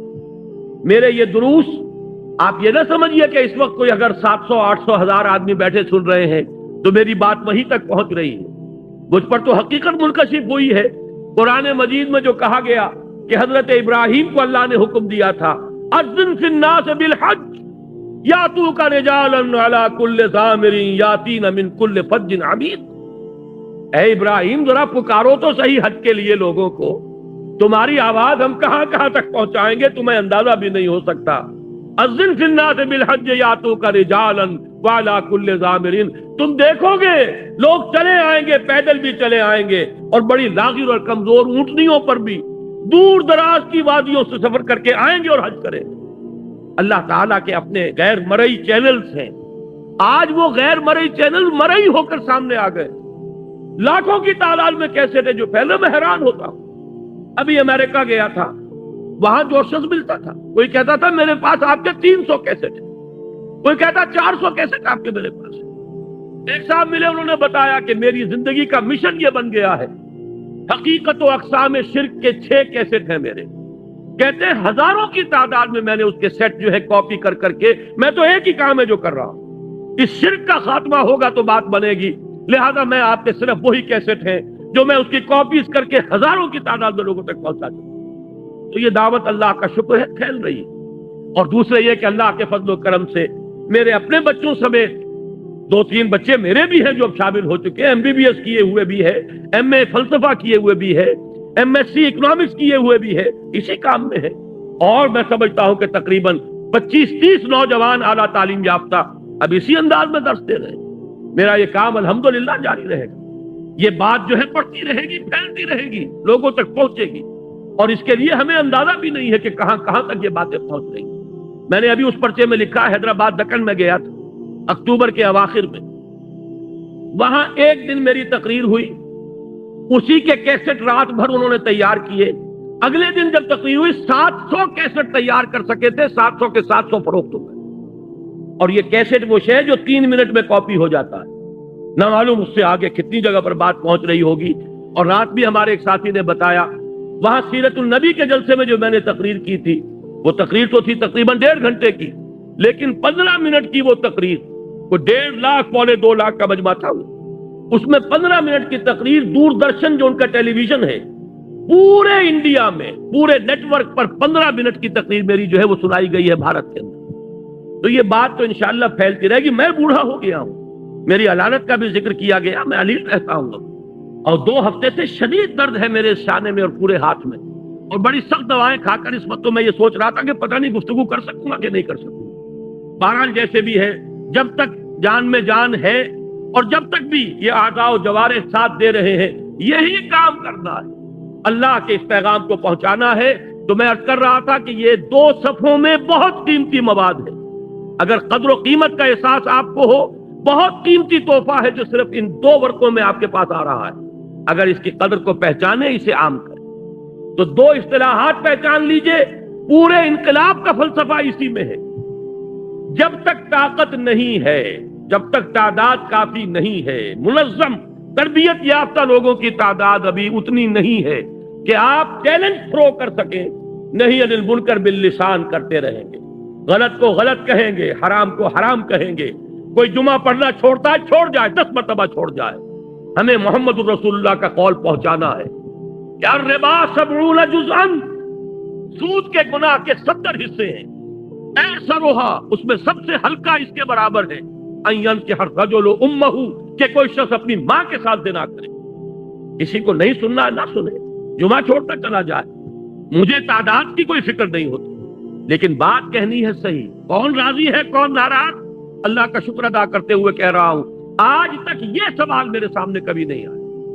میں نے ہر بات کے کہنے سے پہلے یہ ضرور سوچا ہے کہ آیا میرا اللہ اس پر راضی ہوگا یا ناراض، یا یہ سوچا ہے میرا ضمیر مجھے اس کی اجازت دیتا ہے یا نہیں۔ اس کے سوا تیسری بات کبھی سامنے نہیں۔ کوئی راضی ہوتا ہو اور ناراض ہوتا ہو، اس کی کوئی پرواہ نہیں۔ میں نے وہ بات ہر دور میں کہی ہے اور وہی کہہ رہا ہوں، لیکن یہ ہے کہ کوئی انقلابی جدوجہد عثمانی میں کوئی عوامی تحریک برپا کر دوں، اس کا حاصل نہیں، اس لیے کہ ابھی وہ جمعیت بنی نہیں۔ وہ مضبوط بنیان مرصوص کمیٹڈ لوگ جو اس سے نکاتی جو لاہ عمل ہے اس پر عمل کر چکے ہوں، جو پہلے خود اپنی زندگی کے اندر حلال و حرام کی پابندی کر رہے ہوں، جو خود دین پر کاربند ہوں، عمل پیرا ہوں، پھر وہ بنیان مرصوص بنے، منظم ہوں، ڈسپلنڈ ہوں، سم و طاعت کا ایک نظم جو ہے اختیار کر چکے ہوں۔ پھر ہم چیلنج کریں گے، پھر نہیں انل منکر بالید ہوگا، پھر طاقت سے کہیں گے کہ اب یہ ہم نہیں ہونے دیں گے، حدود اللہ کے محافظ بن کر کھڑے ہو جائیں گے۔ پہلے ہماری جان جائے گی، اس کے بعد اللہ کی حق جو ہے وہ پامال ہو سکے گی، ورنہ وہ ہمارے جیتے جی نہیں ہو سکے گا۔ ایبدل الدین وانا حی، کیا دین میں تبدیلی کر دی جائے گی اور میں زندہ ہوں؟ اللہ تعالی ہمیں اس مقام تک پہنچائے، لیکن اس کے لیے طاقت جو محمد الرسول اللہ نے پہلے فراہم کی دعوت اور تبلیغ کے ذریعے سے، جب طاقت فراہم ہو گئی تب آپ نے جہاد کیا۔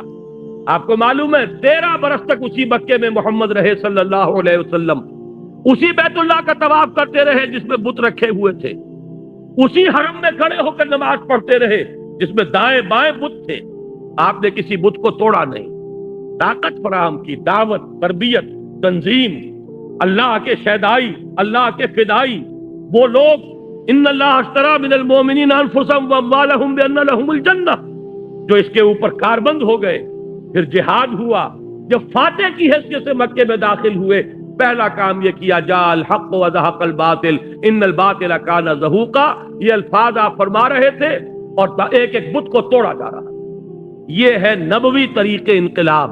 میں نے 2 جملوں میں بات کر دی ہے، اگر 400 صفحے میں پڑھنی ہے تو وہ منہج انقلاب نبوی والی کتاب ہے، اور اس میں آخری شے یہی ہے، آخری قدم اٹھایا جائے گا کب؟ جب طاقت ہوگی اتنی کہ ہم یہ محسوس کریں کہ اب ہم براہ راست تصادم مول لے سکتے ہیں۔ اتنی جمعیت ہے منظم لوگوں کی، ڈسپلن ڈیڈیکیٹڈ لوگوں کی، تب کریں گے۔ گویا کہ 2 اصطلاحات کے حوالے سے بات سمجھ میں آتی ہے، نہیں انل منکر باللسان، دعوت، تبلیغ، قلم، کیسٹ، ویڈیو کیسٹ، رسالے، کتابیں، اخبارات، جو بھی آپ کر سکتے ہیں، زبان کا استعمال، قلم کا استعمال، میڈیا کا استعمال، اس کے ذریعے سے نہیں انل منکر باللسان، لیکن ایک تنظیم تیار کیجئے، قوت فراہم کیجئے، ایدو لہم مستطاعتم، جب طاقت ہو تو پھر کہیے گا کہ اب نہیں ہونے دیں گے، یہ ہوگا نہیں انل منکر بالید، طاقت کے ساتھ۔ تو فرمایا حضرت ابو سعید خدری نے رضی اللہ تعالی عنہ کہ ارشاد فرمایا محمد الرسول اللہ نے، میں نے خود سنا، فرماتے حضرت ابو سعید خدری، میں نے سنا محمد الرسول اللہ کو فرماتے ہوئے، من رأى منکم منکرا فلیغیرہ بیدہ، تم میں سے جو شخص کسی منکر کو دیکھے اس کا فرض ہے کہ اسے طاقت سے روک دے، فَإِلَمْ يَسْتَطِعْ، اگر اس کی طاقت نہ رکھتا ہو جو ہماری اس وقت کی حالت ہے، فَبِلِسَانِهِ، تو اپنی زبان سے، فَإِلَمْ يَسْتَطِعْ فَبِقَلْبِهِ، اگر یہ بھی نہیں تو دل کے اندر ایک صدمہ اور رنج اور دکھ، ایک یہ کرب تو ہو۔ فرمایا وَذَلِكَ ضعف الایمان، یہ ایمان کا کمزور ترین درجہ ہے۔ اسی حدیث کو یہ مسلم شریف کی روایت ہے۔ اب دیکھیے دوسری روایت حضرت عبداللہ ابن مسعود سے، یہ بڑی اہم حدیث ہے۔ میں اس کے حوالے سے ایک بڑا اہم مسئلہ آج بیان کروں گا جو اس سے پہلے میں نے عرض نہیں کیا کبھی۔ یہ عبداللہ ابن مسعود سے روایت ہے رضی اللہ تعالی عنہ، ان رسول اللہ صلی اللہ علیہ وسلم قال، کہ حضور نے ارشاد فرمایا، ما من نبی بعثہ اللہ فی امت قبلی، کوئی نبی ایسے نہیں گزرے جنہیں مجھ سے پہلے اللہ نے کسی امت میں مبعوث کیا ہو، الا کان لہ من امتہ حواریون و اصحاب، مگر یہ کہ ان کے لیے ان کی امت میں سے کچھ لوگ نکلتے تھے جو ان کے حواری اور اصحاب ہوتے تھے۔ حضرت عیسیٰ کے ضمن میں آپ نے حواریون کا لفظ سنا ہے، اور حضور کے لیے صحابہ، یہ دونوں لفظ جمع کر دیے حضور نے، حواری اور اصحاب ہوتے تھے۔ اب نوٹ کیجئے وہ کرتے کیا تھے حواری اور اصحاب، یاخذون بسنتہ ویقتدون بامرہ، بہت پیارے الفاظ۔ ان حواریین اور اصحاب کا کام یہ تھا کہ وہ اپنے نبی کی سنت کو مضبوطی سے پکڑتے تھے اور ان کے حکم کے مطابق چلتے تھے، اقتداء کرتے تھے، پیروی کرتے تھے۔ جیسے نماز میں ایک امام ہوتا ہے، ایک مقتدی ہوتا ہے، مقتدی جو ہے پیروی کرتا ہے امام کی، وَيَقْتَدُونَ بِأَمْرِهِ، اقتداء کرتے تھے ان کے حکم کا۔ ثُمَّ إِنَّهَا تَخْلُفُ مِن بَعْدِهِمْ خُلُوفٌ، پھر یہ کہ ہمیشہ ایسا ہوتا رہا کہ بعد میں ایسے ناخلف لوگ آ جاتے تھے، جیسے ہم ہیں، جیسی آج کی امت مسلمہ ہے، ایسے ناخلف لوگ وہ کیا کرتے تھے؟ یہاں بھی دو چیزیں لائے صلی اللہ علیہ وسلم، یقولون ما لا یفعلون، جو کہتے تھے جو کرتے نہیں تھے، ویفعلون ما لا یؤمرون، اور کرتے وہ تھے جس کا انہیں حکم نہیں ہوا تھا۔ بدعات ہیں، نئی نئی رسومات ہیں، نئی نئی چیزیں ہیں جو ایجاد کر لی گئی ہیں، جن کا حکم اللہ کی کتاب میں نہیں، اس کے رسول کی سنت میں نہیں، صحابہ کے طرز عمل میں نہیں، اور قول جو ہے بڑا اونچا، یقولون ما لا یفعلون، وہ جو سورہ صف میں فرمایا گیا، لما تقولون ما لا تفعلون، اے مسلمانوں کیوں کہتے ہو جو کرتے نہیں؟ تو کہنے میں کیا جاتا ہے؟ حضور کے عشق کے دعوے کیجئے، عشق رسول کے لیے بڑی لمبی چوڑی نعتیں پڑھ لیجئے، کیا گیا؟ کچھ بھی نہیں۔ تو قول جو ہے وہ تو آسان ہے، یقولون ما لا یفعلون ویفعلون ما لا یؤمرون، اور کرتے وہ تھے جس کا حکم نہیں تھا۔ اب آپ نے فرمایا فمن جاہدہم بیدہ فہو مومن، تو جو شخص ایسے لوگوں کے ساتھ جہاد کرے گا اپنے ہاتھ سے وہ مومن ہے۔ ومن جاہدہم بقلبہ فہو مومن، اور جو ان کے ساتھ جہاد کرے گا اپنے دل سے وہ مومن ہے۔ ومن جاہدہم بلسانہ فہو مومن، اور جو ان کے ساتھ جہاد کرے گا اپنی زبان سے وہ مومن ہے۔ وَلَيْسَ وَرَاءَ ذَلِكَ مِنَ الْإِيمَانِ حَبَّةُ خَرْدَلٍ، اور اس کے بعد تو ایمان رائی کے دانے کے برابر بھی نہیں، احساس ہی نہیں رہا۔ منکرات پھیل رہے ہیں، بے حیائی پھیل رہی ہے، بدعات پھیل رہی ہیں، رسومات کے تومار ہے، اور جو کچھ ہو رہا ہے آج کل شادیوں میں وہ سب آپ کو معلوم ہے، یہ سب ہو رہا ہے اور ہمارے جو نہیں ریگ رہی ہمارے احساسات کے اوپر۔ معلوم ہوا کہ وَلَيْسَ وَرَاءَ ذَلِكَ مِنَ الْإِيمَانِ حَبَّةُ خَرْدَلٍ، ہم اس کے زمرے میں آ رہے ہیں، اللہ تعالیٰ معاف فرمائے اور ہمیں ایمان کی تجدید کی توفیق عطا فرمائے، ورنہ حکم تو یہ ہے کہ پھر تو رائی کے دانے کے برابر ایمان نہیں۔ اب یہاں اس حدیث کی روح سے جو ایک اہم مسئلہ میں آپ کو بتانا چاہتا ہوں وہ یہ ہے، بدقسمتی سے عام طور پر سنی مسلمانوں میں ایک خیال عام ہو گیا ہے، اور وہ خیال یہ ہے کہ اصحاب اقتدار، بادشاہ، وہ کتنے بھی فاسق ہوں، فاجر ہوں، کچھ بھی کریں، ظالم ہوں، ان کے خلاف بغاوت نہیں ہو سکتی جب تک کہ وہ آپ کو کفر کا حکم نہ دیں۔ اصل میں بعض روایات ہیں محمد الرسول اللہ صلی اللہ علیہ وسلم کی، بعض احادیث جو اس مضمون کی ہے کہ جب تک کفر بواح کا حکم نہ دیا جائے بغاوت نہیں ہو سکتی۔ ان احادیث کی وجہ سے بہت سے لوگوں کا یہ خیال ہوا، اور عام طور پر اہل سنت میں یہ خیال عام ہو گیا ہے۔ میں اسی کا نتیجہ دیکھ رہا ہوں۔ میرے لیے آج کل یہ مسئلہ بڑا ایک گہرے غور و فکر کا موجب ہو گیا ہے۔ کیا وجہ ہے؟ شیعہ سنیوں کے مقابلے میں پوری دنیا میں اگر تعداد دیکھیں 1/100 نہیں، لیکن اس صدی میں اگر انقلاب برپا کیا تو شیعوں نے بادشاہت کا تختہ الٹا، جو بھی نظام انہوں نے قائم کیا اپنی فقہ کے مطابق نظام قائم کر لیا۔ پوری سنی ورلڈ، موریتانیہ سے لے کر انڈونیشیا تک ایسی ایسی عظیم تحریکیں، جماعت اسلامی کی تحریک، تبلیغی جماعت کی تحریک، الاخوان المسلمون کی تحریک، لیکن کہیں بھی انقلاب کے کوئی آثار ابھی تک موجود نہیں، دور دور تک کوئی اثرات نہیں۔ آخر کوئی سبب ہے؟ اور طلب مسئلہ ہے، وجہ کیا ہے؟ یہ سنی جو ہے یہ سن کیوں ہو کر رہ گیا ہے؟ کوئی نہ کوئی فکر کے اندر، سوچ کے اندر، نظریے کے اندر کوئی غلطی۔ بات سمجھ لیجیے، آج جیسا کہ میں نے عرض کیا، میں نے بڑا سینسیٹیو ایشو ہے، آج تک کبھی اس پر گفتگو نہیں کی، لیکن کچھ دنوں سے شدت کے ساتھ میں سوچ رہا ہوں وجہ کیا ہے؟ جان ہی نہیں پڑتی کہیں، معلوم ہوتا مردہ ہے۔ معاشی مسئلے پر کھڑے ہو جائیں گے، سیاسی مسئلے پر کھڑے ہو جائیں گے، کسی کی ٹانگ گھسیٹنے کو جمع ہو جائیں گے، سینکڑوں لوگ جانے بھی دے دیں گے، لیکن کوئی آرگنائزڈ ایفرٹ اس دنیا میں، اسی دور میں ایرانیوں نے کر کے دکھا دیا۔ جو بھی ان کا دین ہے، جو بھی ان کی فقہ ہے، جو ان کے تصورات ہیں، اس کو چھوڑ دیجئے کہ اس سے ہمیں کہاں کہاں اختلاف ہے، لیکن انہوں نے اس کو کر کے تو دکھایا ہے۔ ہم نے کیا کیا؟ بادشاہتیں چل رہی ہیں، ایک ایک محل اربوں ڈالر کا بنتا ہے اور محل خالی پڑے رہتے ہیں۔ بادشاہ سلامت کی جھلک دیکھنا نصیب نہیں ہوتا محل کو۔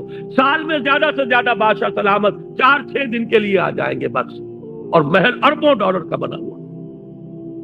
جبکہ اسی ملک کے اندر جا کر دیکھیے آپ کو کہ بالکل حیوانوں کی طرح انسان رہتے ہوئے نظر آ جائیں گے، بھیک مانگتے ہوئے لوگ نظر آ جائیں گے۔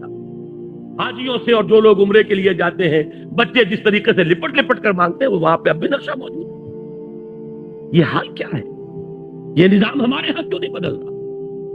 کہیں سے کوئی، خاص طور پر اس دنوں میں مجھ پر یہ سوچ بہت زیادہ طاری ہوئی۔ اس کی وجہ کیا ہے یہ بھی سن لیجئے۔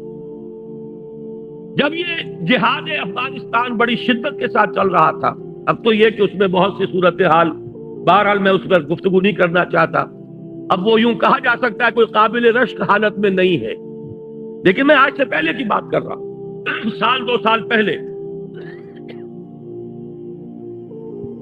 روسیوں کے وہاں سے جانے سے پہلے جو شکل تھی، اس وقت ایک بات متواتر سننے میں آ رہی تھی کہ جہاد افغانستان کا فال آؤٹ، یہ جو ترکستانی ریاستیں ہیں رشیا کی، USSR کی، یہ سمرقند اور بخارا، یہ ریاستیں، ان میں بڑے اثرات پھیل رہے ہیں اس کے، ان میں اسلامی جذبات، دینی جذبات زندہ ہو رہے ہیں، اور انشاءاللہ روس کو لینے کے دینے پڑ جائیں گے، اور افغانستان میں جو کچھ اس نے کیا ہے اس کے نتیجے میں ان تمام ریاستوں میں بغاوت ہو جائے۔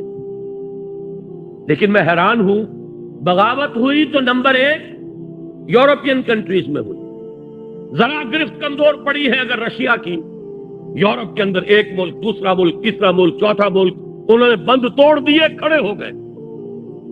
پھر یہ کہ روس کی جو اپنی ریاستیں ہیں، بالٹک سٹیٹس کے اندر، لوتھیانا وغیرہ کے اندر بغاوت ہو گئی، جا کر گورباچوف نے معافیاں مانگی ہیں، خوشامدیں کی ہیں، خدا کے لیے ہم روسی دستور کے اندر سیسیشن کے لیے پروویژن پیدا کر دیتے ہیں، اس وقت جو ہے علیحدہ نہ ہو، آئندہ کے کسی مرحلے کے لیے باقاعدہ ہم دستوری راستہ کھول دیں گے، لیکن کہا نہیں۔ اس کے بعد اگر کوئی بغاوت ہوئی تو آذربائیجان میں ہوئی ہے جہاں شیعہ مسلمان آباد، یہ سنی ساری ریاستیں سن پڑی ہوئی ہیں، ابھی تک کوئی خبر نہیں ہے کہیں سے، نہ سمرقند سے، نہ بخارا سے، کہیں سے کوئی خبر، کوئی حرکت نہیں۔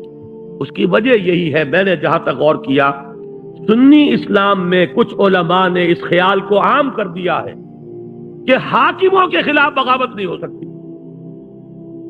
حاکم چاہے کیسا بھی ہو، جب تک کفر کا حکم آپ کو نہیں دیتا آپ بغاوت نہیں کرتے، وہ اپنے محل میں شراب نوشی کرتا ہو، بدماشی کرتا ہو، کرتا رہے، لیکن بغاوت صرف اس وقت ہوگی جب آپ کو کفر کا حکم دے۔ اس خیال نے سنی کانسیپٹ جو ہے اس کے اندر ایک طرح کا پیسو انداز پیدا کر دیا ہے، وہ ایکٹیو انداز جو چیلنج کرنے والا انداز ہے وہ آج ہمیں پورے سنی ورلڈ میں کہیں نظر نہیں آ رہا۔ حالانکہ اب نوٹ کیجئے یہ حدیث بھی تو موجود ہے، من جاہدہم بیدہ فہو مومن، لیکن یہ کہ ہوتا کیا ہے حدیث کے ضمن میں، جیسے قرآن مجید میں ایک آیت آپ لے لیں دوسری آیتیں چھوڑ دیں تو آپ کا راستہ جو ہے ٹیڑھا ہو جائے گا۔ ہر شخص کو دیکھنا ہے اس مضمون میں کون کون سی آیتیں آئی ہیں، کہاں کہاں آئی ہیں، ورنہ تو یہ لا تقربوا الصلاۃ وانتم سکارا، انتم سکارا چھوڑ دیجئے تو نماز کے قریب نہ جائیے۔ حدیث میں جہاں وہ حدیث موجود ہے کہ جب تک وہ کفر کا حکم نہ دے بغاوت نہیں کر سکتے، وہاں یہ حدیثیں بھی تو موجود ہیں کہ جب وہ لوگ ہوں برسر کار کہ جو یفعلون ما لا یؤمرون ویقولون ما لا یفعلون فمن جاہدہم بیدہ فہو مومن، یہ جہاد بالید کس شے کا نام ہے؟ اگر بغاوت نہیں ہو سکتی، اگر ان کے اختیار کو چیلنج نہیں کیا جا سکتا تو یہ الفاظ حضور نے کیوں استعمال کیے؟ من جاہدہم بیدہ فہو مومن ومن جاہدہم بلسانہ فہو مومن ومن جاہدہم بقلبہ فہو مومن ولیس وراء ذلک من الایمان حبۃ خردل۔ اپنی اس گفتگو کو میں ختم کرنا چاہتا ہوں امام ابو حنیفہ کا مسلک بیان کر کے۔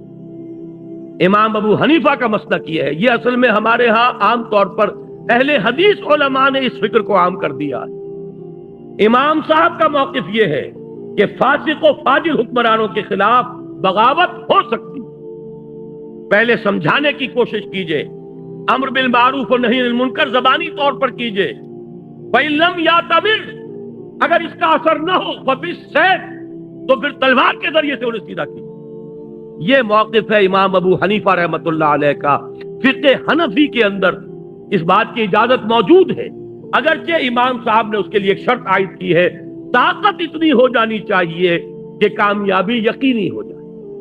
یہ نہیں کہ چند آدمی کھڑے ہوں، نعرہ لگائیں، پھانسی چڑھ جائیں، بات ختم ہو جائے۔ پہلے طاقت پیدا کیجئے، دعوت کے ذریعے، تنظیم کے ذریعے، تربیت کے ذریعے آپ ایسی طاقت فراہم کر لیں، پھر یہ ہے کہ بغاوت کی بھی اجازت موجود ہے۔ بغاوت حرام نہیں ہے ہمارے دین میں، یہ بات جو ہے اس حدیث کے حوالے سے نوٹ کر لیجئے۔ اور یہ کہ امام ابو حنیفہ رحمۃ اللہ علیہ کا وہ موقف ہے، عام طور پر بعض احادیث کے ذریعے سے اور بعض احادیث کے حوالے سے خاص طور پر اہل حدیث علماء نے جس چیز کو عام کر دیا ہے وہ در حقیقت کوئی متفق علیہ چیز نہیں ہے ہمارے ہاں، بلکہ امام ابو حنیفہ کا موقف یہ کتاب و سنت سے اقرب ہے، نزدیک تر ہے۔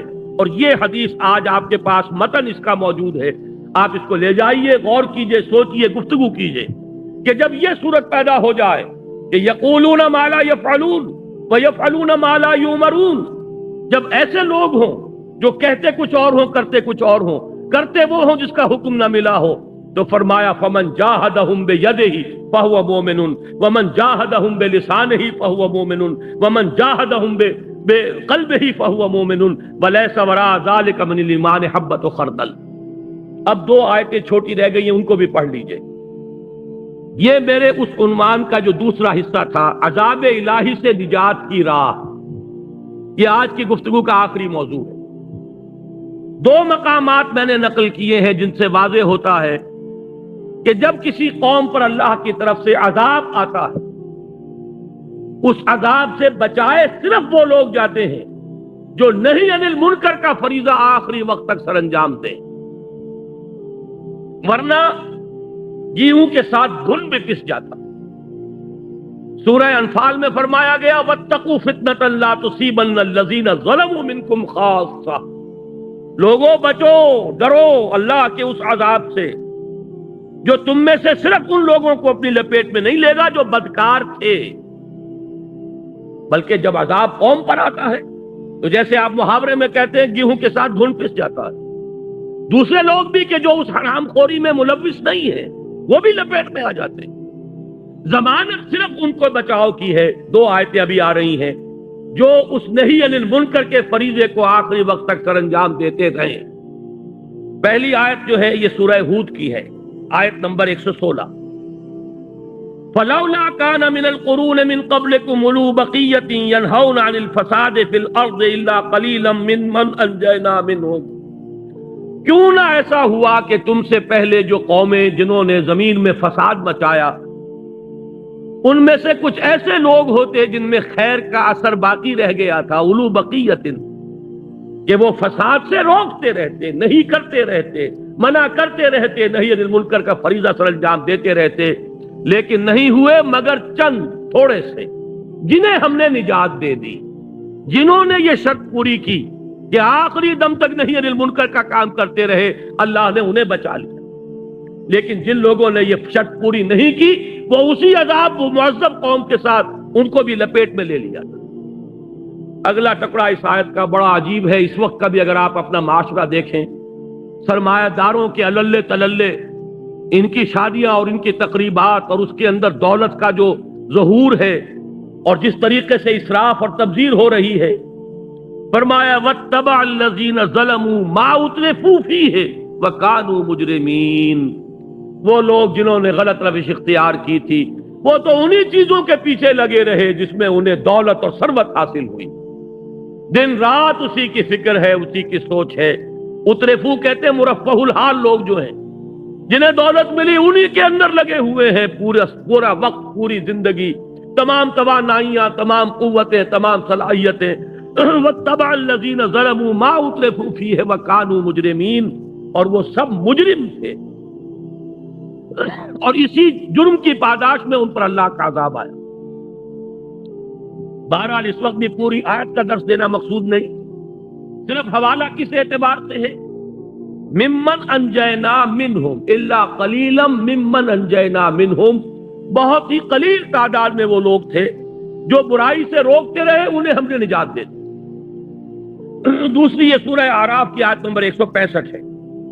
یہ وہ اصحاب سبت کا مشہور واقعہ، یہود کا ایک قبیلہ جو سمندر کے ساحل پر آباد تھا، اور سبت کا قانون توڑنے کے لیے انہوں نے یہ ایک ہیلا بنا لیا تھا کہ ہفتے کے روز پکڑتے تو نہیں تھے مچھلیاں، لیکن سارا دن کھدائی کرنے میں لگے رہتے تھے، ساحل کے ساتھ ساتھ بڑے بڑے گڑھے بنا لیتے تھے، ان میں پانی لے آتے تھے سمندر کا، اس میں مچھلیاں بھی آ جاتی تھی، اتوار کو جا کے پکڑ لیتے تھے۔ گویا کہ اصل مقصد جو تھا سبت کے قانون کا، وہ تو یہ تھا کہ اللہ کی یاد کریں، کوئی ذکر کریں، کوئی اللہ کی کتاب کا مطالعہ کریں، کوئی عبادت کریں، لیکن لگے تو رہے دنیا کے دھندے میں۔ لیکن قانونی طور پر ہیلا یہ کر لیا، مچھلی ہم نے پکڑی نہیں، مچھلی تو اتوار کو پکڑی۔ تو وہ قوم 3 حصوں میں تقسیم ہو گئی۔ ایک وہ لوگ تھے کہ جو یہ جرم کر رہے تھے، ایک وہ لوگ تھے جو جرم تو نہیں کر رہے تھے لیکن روکتے بھی نہیں تھے، ایک وہ تھے جو خود بھی بچے ہوئے تھے اللہ کے فضل و کرم سے، اور جو غلط کار تھے انہیں روکتے ٹوکتے بھی رہے۔ اس سے پہلی آیت جو ہے آیت نمبر 164، ان میں ان دوسرے لوگوں کا قول آیا ہے، لِمَ تَعِظُونَ قَوْمًا الَّذِينَ اللَّهُ مُهْلِكُهُمْ، اللہ تعالیٰ تو اب ان کو ہلاک کر کے رہے گا، یہ قوم اب بعد آنے والی نہیں ہے، تم خواہ اپنے آپ کو کیوں ہلکان کر رہے ہو، کیوں ان کے پیچھے لگے ہوئے ہو، اپنی توانائیاں ضائع کر رہے ہو، اب یہ تو ہلاک ہو کر رہے ہیں۔ ان کا جواب تھا مَعْذِرَةً إِلَىٰ رَبِّكُمْ وَلَعَلَّهُمْ يَتَّقُونَ، ہمیں تو اللہ کی جناب میں معذرت پیش کرنی ہے، نہ عذر پیش کرنا ہے کہ اللہ ہم آخری وقت تک روکتے رہے۔ اور پھر یہ کیسے کہہ سکتے ہو یہ نہیں مانیں گے، یہ تو غیب کا علم ہے، کیا پتا اللہ کسی کے دل میں تو تقویٰ پیدا کر دے، خوف پیدا کر دے۔ بڑے بڑے لوگ ہیں جن کی زندگیوں میں تبدیلیاں آ جاتی ہیں، اچانک آ جاتی ہیں، تو کیا جب کہ اللہ تعالیٰ ان کو تقویٰ کے روش سے نواز ہی دے۔ اب اس کے بعد فرمایا فَلَمَّا نَسُوا مَا ذُكِّرُوا بِهِ، جب انہوں نے نظر انداز کر دیا ساری نصیحت کو اور سارا جو بھی ان تک نہی عن المنکر کا فریضہ سر انجام دیا جا رہا تھا، ان کے کانوں پر جون نہ رینگی، انجینا الذین ینہون عن السوء، ہم نے بچا لیا ان لوگوں کو جو برائی سے روکتے رہے تھے، واخذنا الذین ظلموا بعذاب بئیس بما كانوا یفسقون، اور جو لوگ فسق و فجور میں مبتلا تھے انہیں ہم نے پکڑ لیا ایک بہت برے عذاب سے۔ یہ 2 مقامات ہیں جن میں ضمانت ملتی ہے صرف ان لوگوں کو بچانے کی جو نہی عن المنکر کا فریضہ آخری وقت تک سر انجام دیتے رہے۔ قطع نظر اس سے اس کا اثر ہو یا نہ ہو، لوگ مانے نہ مانے، انہیں اپنا فرض ادا کرنا ہے، معذرۃ الی ربکم ولعلہم یرجعون۔ اب ان 2 ورقوں میں صرف ایک حدیث اور رہ گئی ہے، اس کو پڑھ لیجئے اور پھر میری آج کی گفتگو ختم ہو جائے گی۔ جو کچھ بات کہی گئی ہے اللہ تعالیٰ اس کا صحیح فہم عطا فرمائے، اس پر عمل کی توفیق عطا فرمائے۔ اور جیسا کہ میں نے عرض کیا ہے، یہ تازہ فروری کا میثاق جو آیا ہے، خاص طور پر ہوائی جہاز سے میں نے منگوایا ہے آج، اس کو تو میں چاہتا ہوں کہ آپ میں سے کوئی صاحب بھی ایسے نہ ہوں جو لیے بغیر جائیں۔ مزید جو حضرات اس پوری دعوت اور تحریک کو سمجھنا چاہتے ہیں، دعوت رجوع الی القرآن، شاید وہ پرچے موجود ہو، مجھے معلوم نہیں کہ ہیں یا نہیں، لیکن حکمت قرآن کا جنوری فروری کا شمارہ بعد میں وہ کتابی شکل میں بھی آ جائے گا جلدی، لیکن آخری حدیث میں آپ کو سنا رہا ہوں، یہ صفحہ 3 پر نیچے درج ہے۔ عن حذیفہ رضی اللہ عنہ النبی صلی اللہ علیہ وسلم قال، حضرت حذیفہ سے مروی ہے، وہ روایت کر رہے ہیں محمد الرسول اللہ صلی اللہ علیہ وسلم سے کہ انہوں نے فرمایا۔ یہ حذیفہ کون ہے؟ حضرت حذیفہ کا نام پڑ گیا تھا صاحب و سر النبی، نبی کے رازدان، نبی کا ایک راز ہے ان کے پاس، اس لیے کہ حضور نے کچھ منافقوں کے نام انہیں بتا دیے تھے، نام بنام، فلاں شخص فلاں شخص فلاں شخص فلاں شخص، یہ منافق، لیکن یہ کہہ دیا تھا کہ حذیفہ یہ میرا ایک راز ہے، اس کو کسی کو بتانا نہیں، اس لیے کہ نفاق کا حضور نے کبھی پردہ چاک نہیں فرمایا کسی شخص کا، یہاں تک کہ عبداللہ ابن ابی کی نماز جنازہ بھی پڑھا دی جو کہ منافقین کا سردار تھا۔ میرے دروس میں یہ مضمون بڑی تفصیل سے آ چکا ہے۔ اسلامی ریاست میں کیٹیگریز 2 ہی ہیں، مسلم اور غیر مسلم، باقی یہ کہ منافق وہ قانونی طور پر مسلمان ہی شمار ہوتا۔ بہرحال حضور نے چونکہ نام بتا دیے تھے لیکن روک دیا کہ بتانے نہیں، اس لیے ان کا نام پڑ گیا صاحب و سر النبی۔ اور یہ بھی یاد آ گیا تو سنا ہی دوں، حضرت عمر نے ایک مرتبہ ان سے فرمایا، یا حذیفہ انشدک باللہ، اے حذیفہ میں تمہیں اللہ کی قسم دے کر پوچھ رہا ہوں، کہیں میرا نام تو ان میں نہیں تھا۔ اس درجے احساس ہے حضرت عمر کو رضی اللہ تعالی عنہ، اور اس درجے ہم بے پرواہ، ہم کہاں نفاق کہاں۔ عمر کو اپنے بارے میں اندیشہ ہے نفاق کا، لیکن ہمیں کوئی اندیشہ نہیں۔ وہ حضرت حذیفہ ہیں، فرما رہے ہیں حضور نے ارشاد فرمایا، یہ میرے اس درس کا یوں سمجھیے کہ اب آخری جملہ ہے، والذی نفسی بیدہ، لوگوں کان کھول کر سن لو، میں اس ذات کی قسم کھا کر کہہ رہا ہوں جس کے ہاتھ میں میری جان ہے۔ یہ الفاظ ہے محمد الرسول اللہ صلی اللہ علیہ وسلم، والذی نفسی بیدہ لتامرن بالمعروف وتنہون عن المنکر، تمہیں لازماً نیکی کا حکم دینا ہوگا اور تمہیں لازماً بدی سے روکنا ہوگا، او لیوشکن اللہ ان یبعث علیکم عقابا، ورنہ پھر اس کا اندیشہ ہے شدید کہ اللہ تعالیٰ تم پر ایک بڑا شدید عذاب بھیجے گا، ثم تدعونہ فلا یستجاب لکم، پھر تم اسے پکارو گے، دعائیں کرو گے، گڑ گڑاؤ گے اور تمہاری دعا قبول نہیں ہوگی۔ رواہ الترمذی وقال حدیث حسن، اسے روایت کیا امام ترمذی نے، فرمایا حدیث حسن۔ یہ ہے سبب، دعائیں کرتے رہیے، فتنے پھیل رہے ہیں، آگ بھڑک رہی ہے، امن و امان ختم ہو چکا ہے، رات کی چین، دن کا اطمینان رخصت ہے، ظہر الفساد فی البر والبحر، لیکن کبھی یہ نہیں سوچتے کہ یہ عذاب ہے، اس عذاب سے بچنے کا راستہ کون سا ہے۔ آج کے درس کا حاصل یہ ہے، اس عذاب سے بچنے کی ایک راہ ہے نہی عن المنکر، اس کا کم سے کم درجہ باللسان، اور جد و جہد کی جائے کہ ایسی جمعیت قوت فراہم کی جائے جو نہی عن المنکر بالید کا فریضہ سر انجام دے سکے۔ یہی 2 کام ہے جو ہم کر رہے ہیں، قرآن کی یہ دعوت و تبلیغ، تعلیم و تعلم، اور پھر تنظیم اسلامی کے نام سے ایک قوت فراہم کرنے کی کوشش۔ اللہ تعالیٰ کو جیسے کچھ منظور ہوگا، جب منظور ہوگا اس کے نتائج ظاہر ہو جائیں گے، ہمیں اس کی فکر نہیں ہے۔ کم سے کم قالوا معذرۃ الی ربکم ولعلہم یتقون، اللہ کی جناب میں ایک معذرت پیش کرنے کے قابل ہو جائیں، اور پھر کیا عجب، کیا پتہ کل کی کسے خبر ہے۔